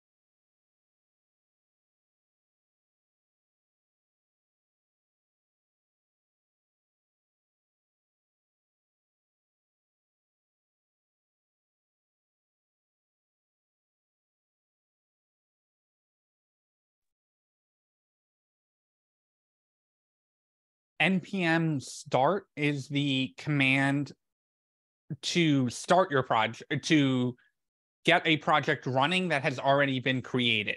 However, if we're creating a project from scratch, these are a ton of files that we've got to set up, right? And we got to install React and a bunch of other stuff. So npx, X stands for execute, is saying execute this command called create React app that is going to make our new project called to do. So we'll be using create React app on Monday to create our messages app if we don't get to it today.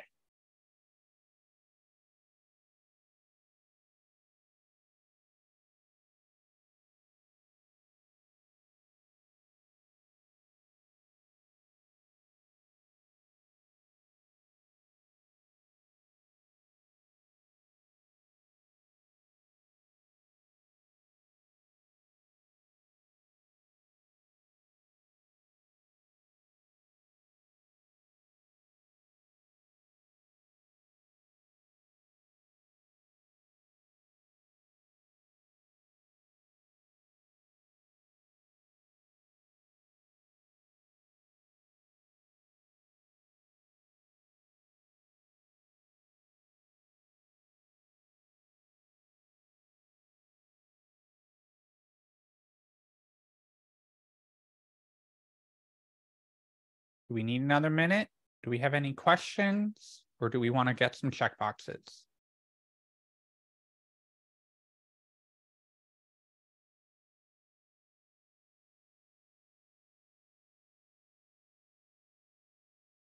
All right, I'm hearing nothing, so we're going to go on to checkboxes.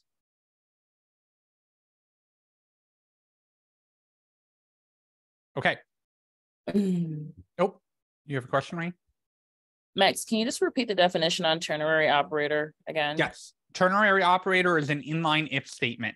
So we are basically saying if this first part is true, then go do this thing, else go put this thing in. These ternary operators, we're just putting an empty string in, but we could basically say if this item is done, put in done, otherwise put in to do. And if that item is marked as done, it will have the class name as done. Otherwise, it will have the class name of to do. And then, we could make our like to do things color of green. And that way, if the item is to do, it is green. Otherwise, we hit done and it becomes red. So it is basically an inline if statement saying if the item is done or if whatever we're checking before the question mark, go do this thing. Otherwise, put this in if this is not true. Okay.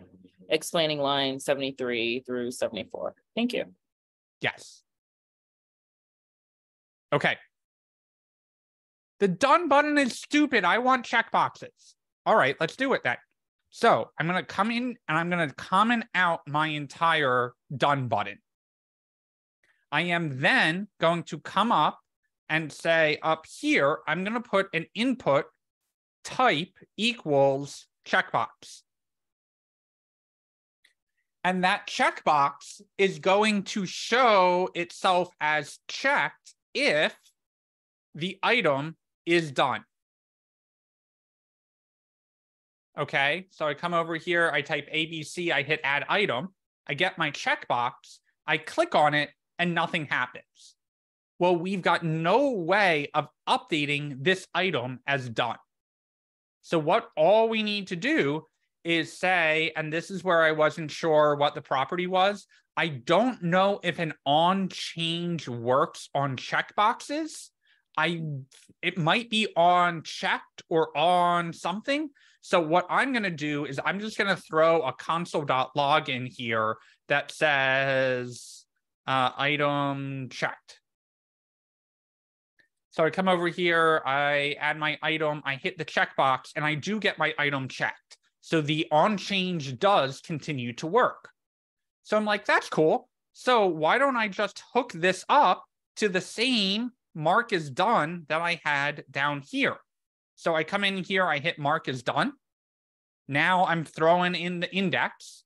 That index is still going up and running the same mark as done that we have up here. That mark as done is creating our updated tasks.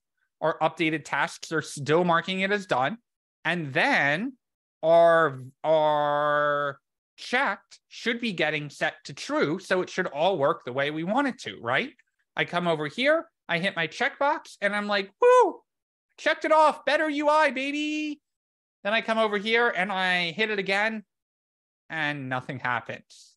I'm like, what if I want to mark it as undone? All we need to do, believe it or not, is come up to our mark as done and change it. So instead of it always getting set to true, instead, we're going to go to the updated tasks. We're going to go to our task index, and we're going to get our done, and we are going to set it to whatever it is not. In other words, take the current status of done and turn it to whatever the opposite of that is. So if the task is done, set it to if the task is not done, set it to true. And if it is done, set it to false. Now we should go back in and rename this function, because this function now not only is marking it as done, it's really toggling the done status. So we should go back and rename this, but that does give us the functionality of checking things off and unchecking them.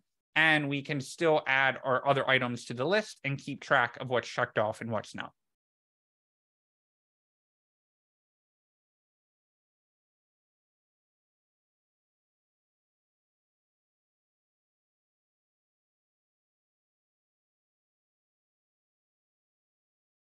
Brandy, I panicked. I didn't have that code on like ready at my so I like panicked. I worked through it.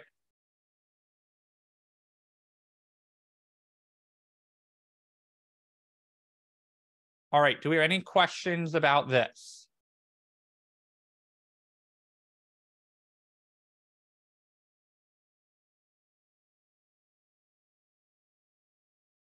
Brandy, yes, you did challenge me. And I knew how to do it. I was just afraid of failure in front of the class.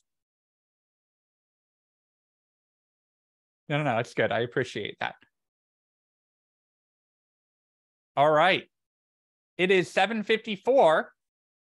And instead of dropping another complicated subject on you, because I've already fried all of your brains, I'm going to do something that you guys are going to love even more.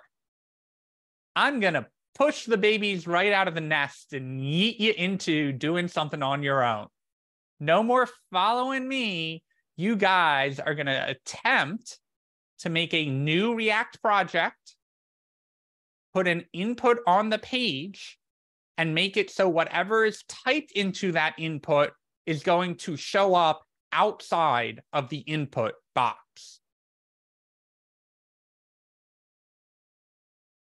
All you have to do, you have 30 minutes to do it. You can raise your hand and ask for help. You can work together. You can go in a breakout room if you want. I'm going to type all of those requirements up, create a new React project, get an input to show up on the page, make it so whatever is typed into that input is going to show up right underneath that input. You will need state to do that last step. You have all of this code to reference. I'm going to push this up to GitHub so that you can reference this all on your own. The live share is still going to stay open. Let me get this up to GitHub. Let me type up those steps. You guys feel free to dive right on into making a new React project. Don't forget your NPM start.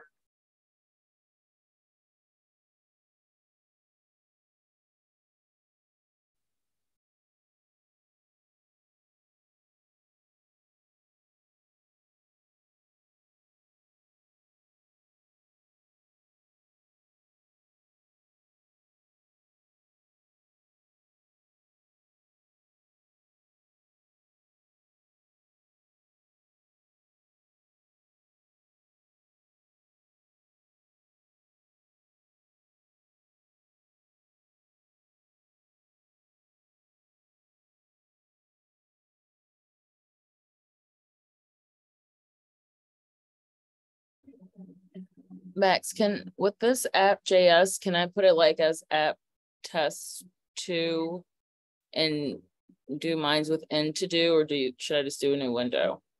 Practice doing a new window with the npx create React app, just so you get practice with it.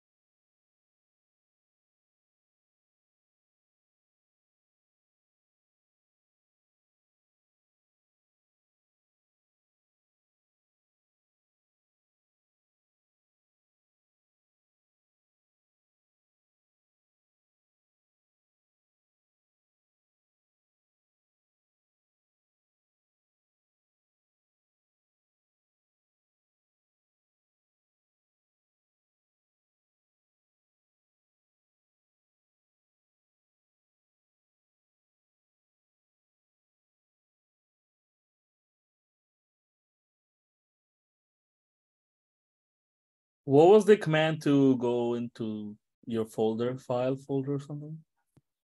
cd? No, the other one. Right click, open an integrated terminal? Yeah, and then you type in that to be in the right file. Like, oh my god. pwd to print the working directory? Yeah, pwd. Pwd doesn't actually do anything. It just tells you where you are in your terminal. Oh, okay. I thought it was something. Oh. Oh.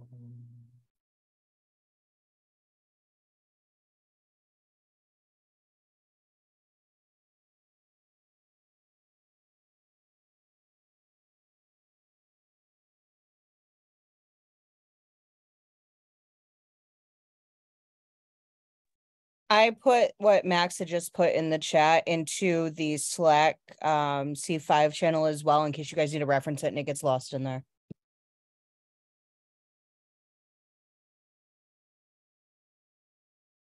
I have one question. Like after we have npx created a new app and then npm and started it, we were supposed to clear out the function app in app.js, right? The entire function. Okay. Yes.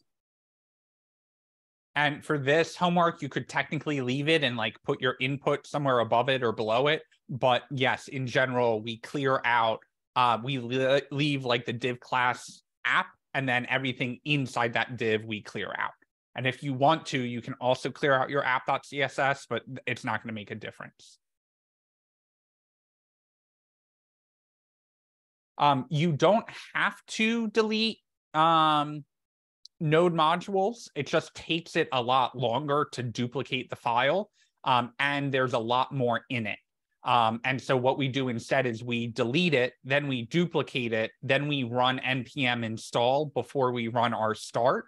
And that, believe it or not, that install command runs like 5 times faster than if we just duplicate the files.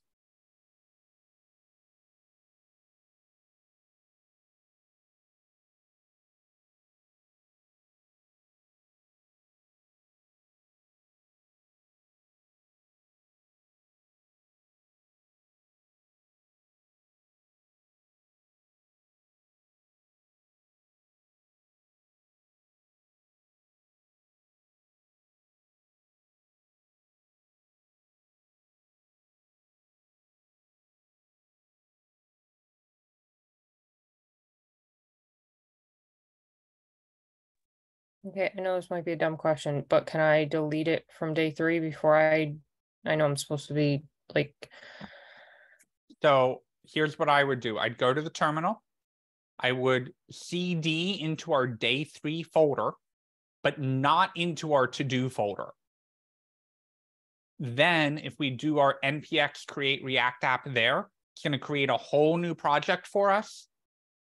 And it's going to have that name of whatever we give it in the create React app. Let's go through those steps, just because the first steps are always panic, right? So let's go through that. I'm going to go to my Finder, and I'm going to get to my week 13 to my day 3 folder. Mm-hmm. I am then going to head over to the terminal. And in my terminal, you could do this inside VS Code. You can do it right inside a separate terminal window. I'm going to type in CD space, and I'm going to grab my day 3 folder and drag that over. That's going to put my whole file path in there. Then I'm going to hit enter, and that got me inside my day 3 folder. And to prove that, I can run pwd. Now I'm in my day 3. From here, to start from scratch, I can do my npx create React app, and I'm going to call this, what did I call it? State-practice.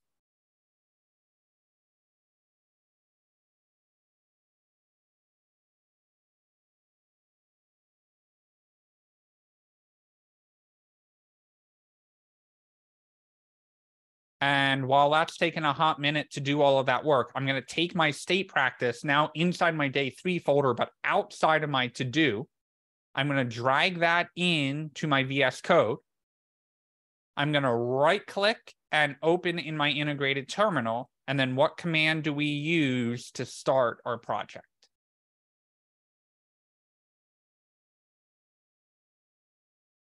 All right, step 1 is done. Now you only have 2 through 4 to go.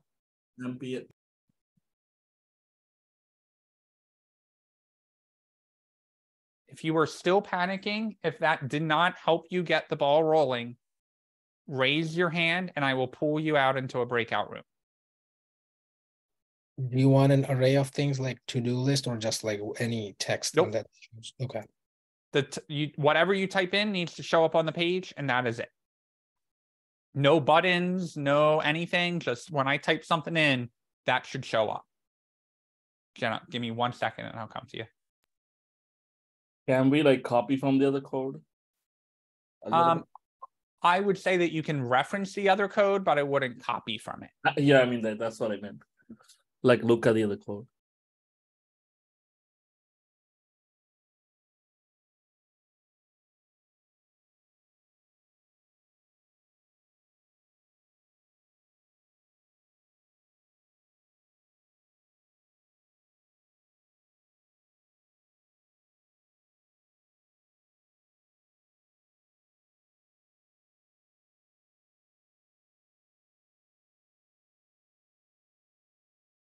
Let me see if I can remember how to do breakout rooms. Assign manually, 1 breakout room.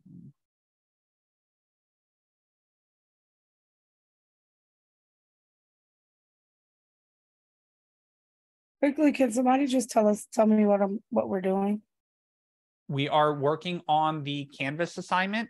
That was a complete pushing the baby birds out of the nest, and all the steps are described in that link in the chat. Thank you. No problem.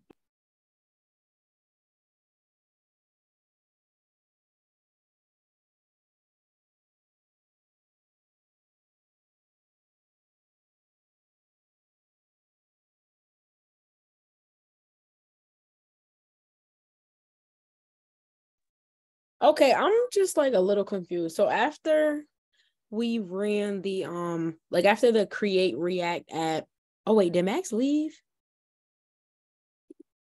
After we did the create React app, I don't know, maybe one of y'all can help me. Like what do we do after that?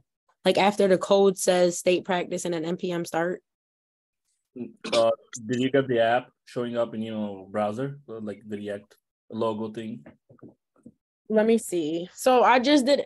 Oh, hold on, that didn't work.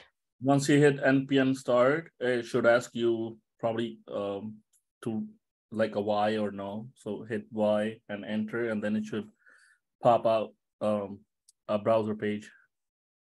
It's not working for me. I wonder why. It's giving me like an error message. You may have to like cd into that folder that you created. And so if you created npx React to do app, say practice, you go into the folder first. So do cd space practice first. All right. Not practice, the folder that you created.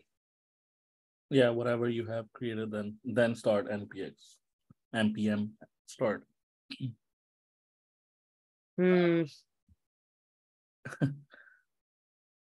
Okay, let me see, cause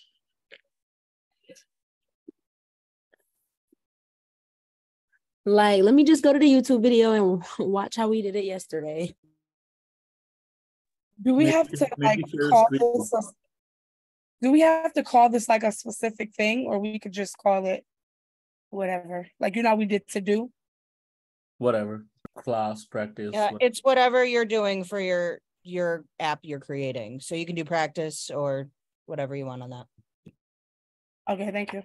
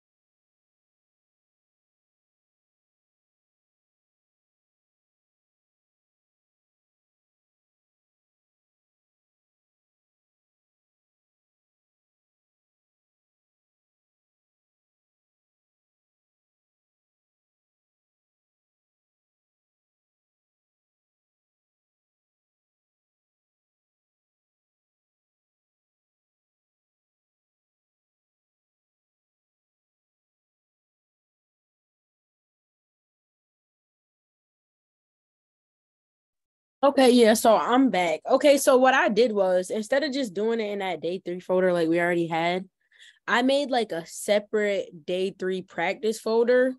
So I moved the file into my terminal. Like, I don't know why I can't remember. Like, my mind is working on overdrive, but freaking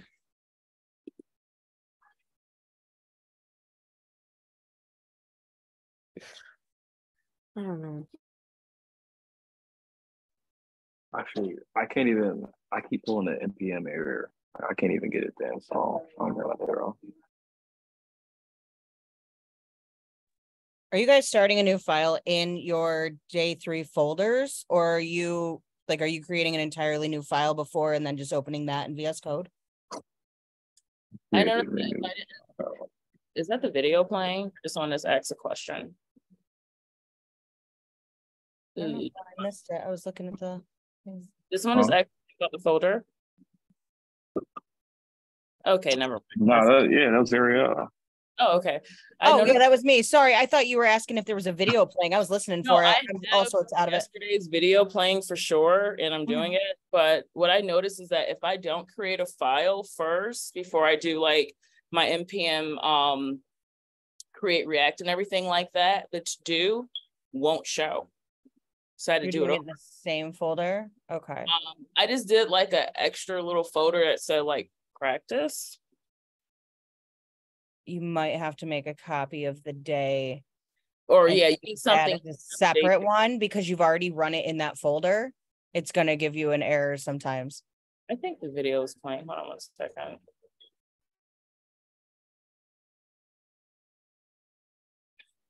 Okay, I'm going back on mute. I don't know what's going on.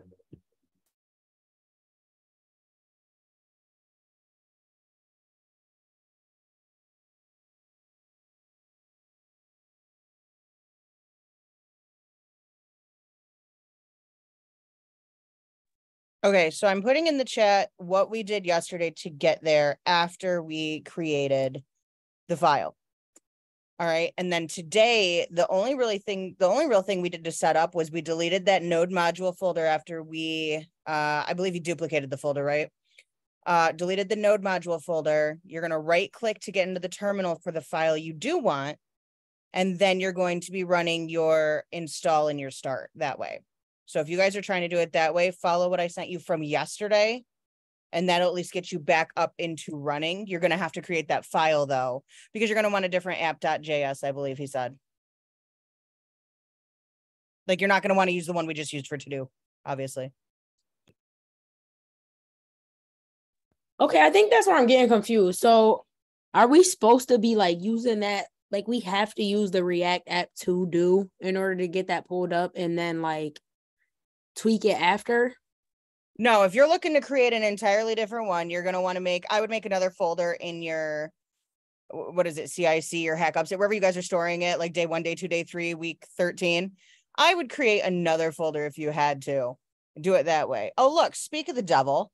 Hey, so there's issues. They're running it off the to-do. You would have them typically just create a new folder if they're having that many issues for this practice, right? So they can create React from scratch. Node package executor, NPX. You should be creating a new React app for this homework assignment. You should not be working in the to-do project that we already used. To do that, in your terminal, make sure you are CD'd into the day 3 folder, not the to-do folder. All hell will break loose if you are in the to-do folder.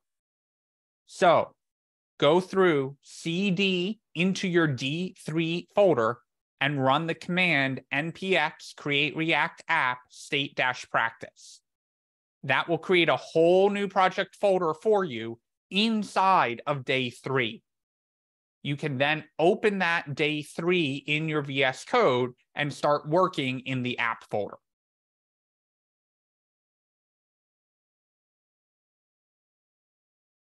Can we run on 3001? 3001 is totally fine. 3000 was already taken, so like any good data, it just moved on to the next port.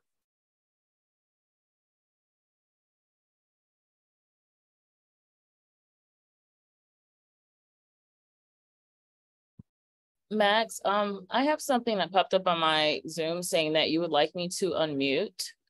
Do you want to speak to me? No, sorry. You were accidentally unmuted and we heard you like playing back the video. So I muted you, but I think Ariel and I did it at the exact same time. And because of that, it went mute and then asked to unmute. So my bad, sorry. Joke is on him. Maybe I was just trying to mute him. I don't know. She tries frequently. It never works. The impulsive urge when he requests screen control to hit no is just so hard, but I need the help. So it's a fight every day of my life.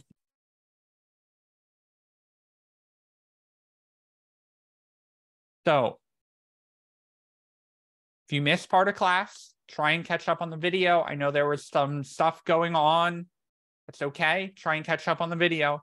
Tomorrow, I will be at OpenHack to help you guys. So if you can make it to OpenHack, great. Bring your laptops, have your questions. I will definitely help you guys at OpenHack. I will also be hosting office hours on Saturday. I just have to check in on some plans because I'm heading out to California for a week and teaching out from there. So tomorrow, I will give you guys a time for office hours on Saturday. This homework assignment is not due until Sunday. You do not need to finish this in the next 15 minutes. However, in the next 15 minutes, if you're like, screw all of this, I need to go rewatch the video, I'm panicking, I just need time to work on this, drop out of the meeting, you're good to go, attendance is already done. However, if you would like help now, raise your hand and I will pull you out into a breakout room and help you get started. Or if you would like Ariel to help you, you can post a message in the chat and Ariel can put you in a breakout room. Okay, Guyan, I'm coming to you first. Thank you. Ariel. Stop. I noticed that when I had started mine to do, I had to do PWD first. Should I have did npx create react app to do first? Like I did mine's in the reverse per the video. Yeah, what did you PWD into? Did you just PWD and it gave you what file you're in? I PWD, then I npx create react app too. Yeah, you don't need a PWD for that. That tells you where that's your directory of what file you want to be in. Or no, I'm sorry. That's CD is your file you're in. Hit type in CD quick and see what it's coming up. Okay. Hold on a second. And I would put us in a breakout room, but I don't have that option at the moment, and I don't know why. So if you guys want to head out or you don't want to listen to it, I apologize. Go ahead. So It's Max's fault. It's always his fault. With the way I did it per the video from yesterday, I'm already down to happy hacking with the PWD first, like we did yesterday. Okay. You should be fine then. If you're getting the happy hacking, you're okay. And you installed it in there then. Let me see, where am I looking? I got that too, but then it's like, where's the code? Like, where's the VS Code window? The VS Code window. What do you Yeah, mean? like where do we write the code for like this new React app? Like once we finish. Oh, like it's not showing in the browser, or you're not actually having code to write in? Well, mine's was like, so after I did my like the npm, the create React app stuff, when I went to do npm start at the end of like happy hacking, it wouldn't load the page for me. Okay. When do you want to go first and share your screen? Whoever, just whatever your issue is here. I can't see it in front of me. I'm sorry. I could share mine. Okay. Am I screen sharing? Yeah, I'm looking at Max on a video. Oh, yep, that's my other thing. Okay. Close that out. And my Joe Rogan. Okay, like wait a second. Is this? No, this isn't it. Hold on. Oh, you know what? I closed it out. Okay, so this is what I did. So like I created this whole folder over here. Sorry, it's my desktops. And then I came into my day 3 and I made like this Oh, here it is. Wow. That's your to-do. You want that one or the state practice? The state practice. So I'm just gonna move the to-do to the trash. Okay, so this is how it should look. Okay, yeah. And then I drag it over here to my VS I'm not Code. seeing anything wrong with it there. All right. Right. Okay. Where are you at? Go to your app.js quick. And then right click it or double click it and open a terminal for me. All right, do CD. Okay. Well, I just want to see where you're actually at. Make sure you're in the right folder. PWD for where you're at, not CD. Thank you. Well, good. You're back. You do this. NPM start.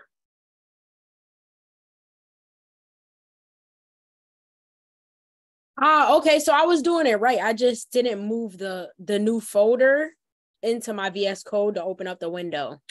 Got it. Jen, you want a breakout room or you want to do it in here? Hey, before you mute me, I don't care. I couldn't get into the breakout room. I don't know why. Am I on co-host? Did you want me to move you into it? If somebody needs me, but everybody else had to listen to me. All right, Jen, just go ahead and share your screen here. Can I go into a breakout with you? Yeah, I can move you guys in. Don't mind the middle one. That's today's CRUD. I'm on the right and it's giving me an error in the terminal, and yeah, you can see it.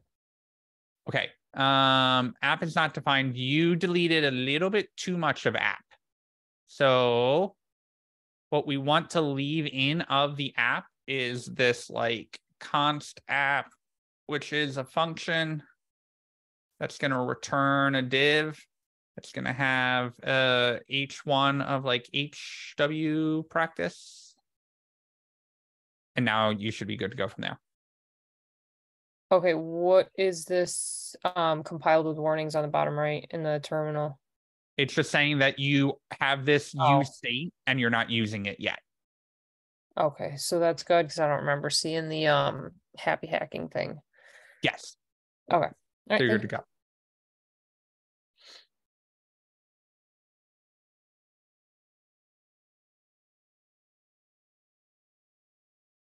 Can I just screen share really quick? You sure can.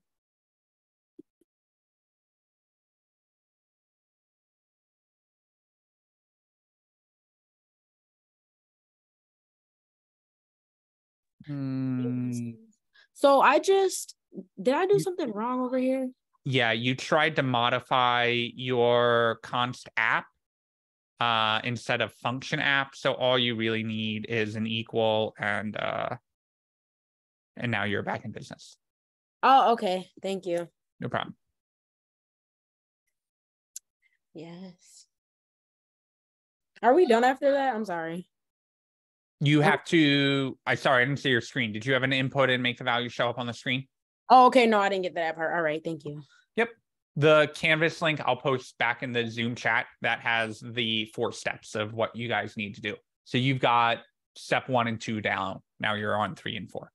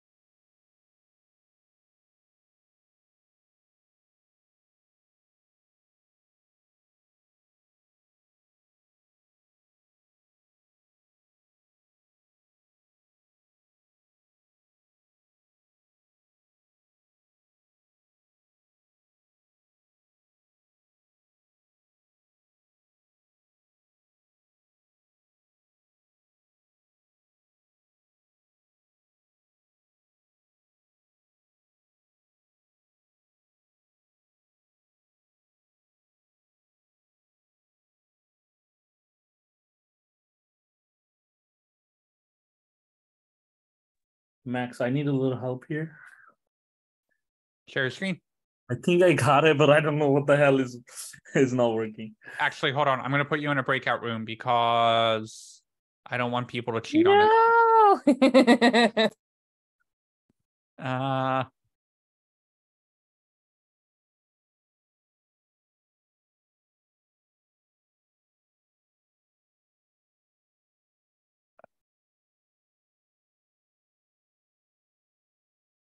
Oh, Zoom, you are killing me. I can't.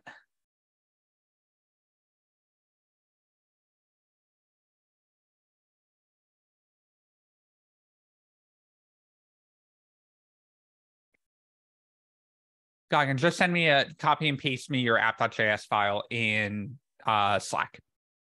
Okay, once I maybe. Oh no, I thought I did it. Okay, I'll send it to you right now.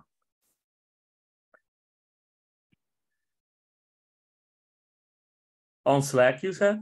Yeah, in a direct message. I'm pretty sure it's just like maybe like 1 or 2 words that I'm messing here, but I don't know.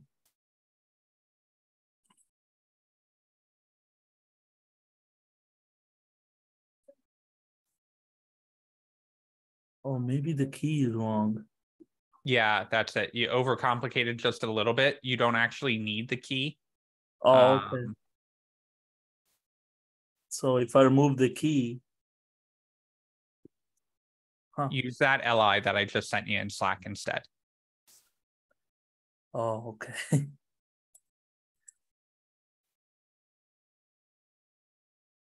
I don't know how I feel about React anymore.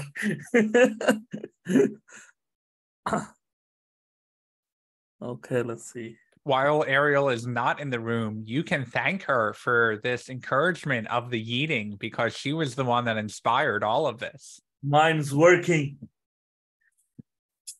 Oh my God. That was pain. Kind of. you need help, there is no shame in raising your hand. I'm around for the next 3 minutes. All right, I can leave, right? Yep, you're good. Thank you. Submit that on Canvas. Oh, we have to submit this? Yep, just the app.js file for anyone still listening. In Canvas, this isn't due until Sunday, 11:59. All you have to do is upload the app.js file, none of the other files. App.js file, okay. Canvas. Wait, what does it say on there? It's week 13, React Yeet. The link is in the Zoom chat. Oh, okay. Week 13, okay, I got it.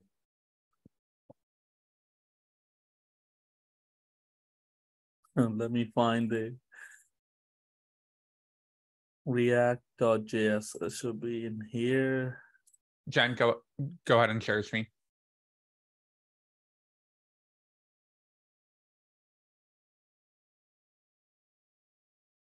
Oh, I was just gonna ask you why when I try to, because like when you put the directions in there, I tried to copy and paste them like in the bottom of app.js and I was just gonna comment it out. Do you want to see what this is doing? Or you're like, I already know, and I No, you should be able to paste and then highlight it all and hit Command/. ready? Yeah. That's what it's doing. It's just scrolling you over.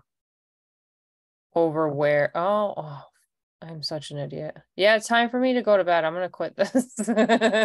Goodbye. Bye.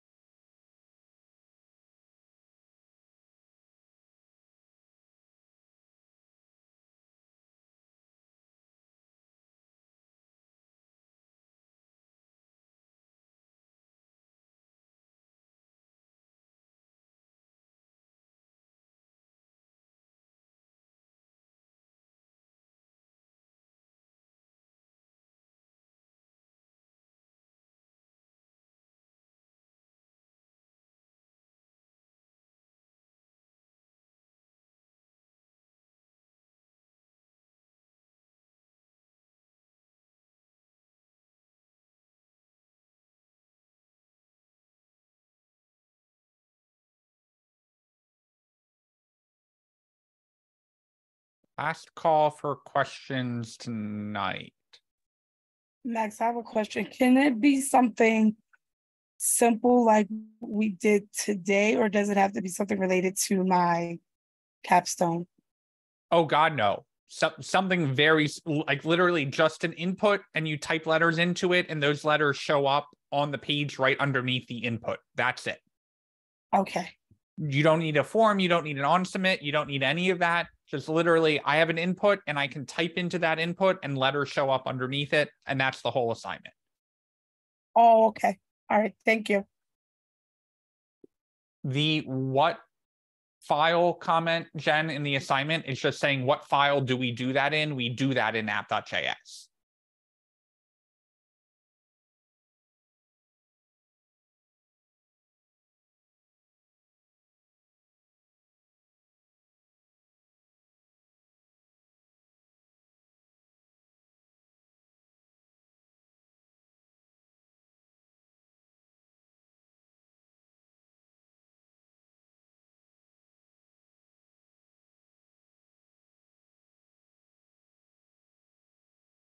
For NPM start, I feel like I've been doing it correctly all this time. I've been getting my local hosts and whatnot, but for some reason it's not working for me right now. Share your screen. You're probably in the wrong directory. I probably am, because honestly, I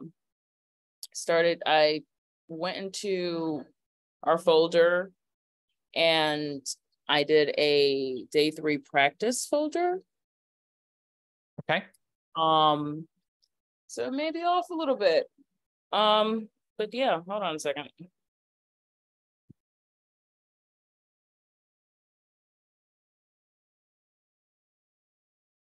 Okay, where are we? Show. Bam. Is it sharing? Yes.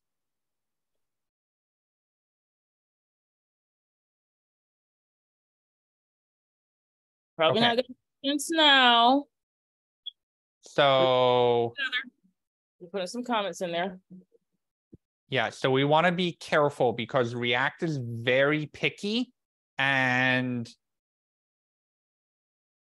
it is very confused by this return because this return is supposed to be inside the app and it is outside of it of these curly braces.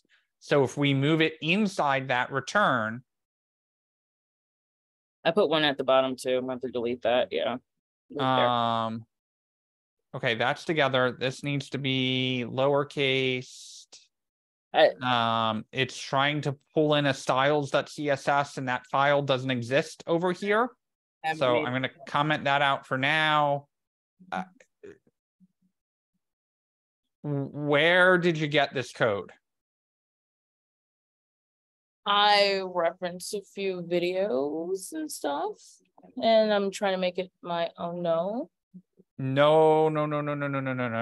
Ariel, do you want to talk about why it's a bad idea to reference other videos? I am screaming over here. Oh my God, don't do that. Don't do that. That is YouTube hell. Don't do it. I love you, but don't do it. No, you are going to end up in things that aren't things we teach. You're going to end up confusing yourself more, and you're definitely going to end up, the minute I saw carousel, oh no, you don't want to do that because you're going to confuse what we're learning. That's all. I'm not yelling at you, but Max will. Don't let him catch you again. Hear me out. I'll teach you on the DL, but don't let him catch you. Hear me out. Not YouTube, on the React site. I'm going line for line. I'm commenting, and I'm trying to make it my own. Do that in my code. Yes. Don't do that in other people's code. There is a reason why we teach it the way that we do. We probably fried half the people's brains in class tonight, right? And then we yeeted them on top of that, on top of already frying their brains another day. There's so many concepts that we're trying to teach here that if I pointed you at one of these and I said, what is this function is not the way that I write a function, right? I write it with a const. And so now you're saying, all right, now I've got to reference Max's code and this React code and know that they're doing the same thing, but they're writing it in different languages, right? This is dealing with multiple images and we're using. It is, and I'm getting them from Pexel and they are of dogs. And you know what? I'm looking at this code. I don't know what this does. I have used React for 7 years. I don't know what the second parameter in set does. I won't allow other instructors to teach me. I'm just saying, just be careful because if you could go to the to-do list app code and delete out all of the comments that I put in and comment it all on your own, then I say, power to you, go to the React documentation, use it, learn from it. If that's going to help you, go for it. But clear the threshold of understanding what we're doing in class first, and then go for additional resources. Yeah, I just want to mention quick, it's not so much about other instructors teaching you as much as what you have on line 14 might totally argue what you have on line 37 because it's bits and pieces coming from stuff and it's going to override it or confuse it. So you're going to end up going, I don't know where I effed up. And then you have to call Max, who is going to shame you. But I'm not going to, but I will tell you, when you start to cherry pick, you'll find yourself picking things. Well, I used this from kind of like Bootstrap. I used this from Bootstrap, but I found this from somebody else's. Things will start to mesh. And if you don't understand it or how to fix it, it's such a nightmare to get through. And that, folks, is why I have 11 capstone projects on my Mac. Because I would take things and I'm like, oh, I love this header. I'm just going to do it this way. Or, oh, I love this. And I would end up not understanding or getting any of my code to work. That's all. So just, he lets you use other instructors. He knows there's people better than him. He won't admit it, but he knows it. It's a question of making sure you understand what he's teaching I first. don't want to say that, but oh, you don't have to. I did. I will take my embarrassment in front of the class and get yelled at.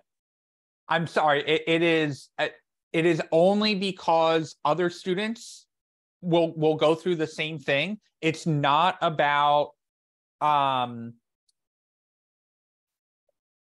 it is just there's so much to learn that it's very easy to pull in resources and go down a rabbit hole. And that's not, I'm not yelling at you for doing that. I'm saying that line from line and type this, but okay.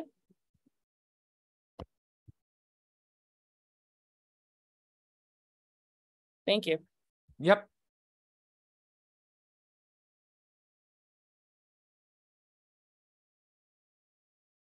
Last call for questions. How about a little bit of help? Sure, go for it. I've got everything, but it's not letting, I can't figure out how to get the word to show up underneath. Sure. You're gonna kick yourself when you see the answer. I am gonna, because I'm like going through this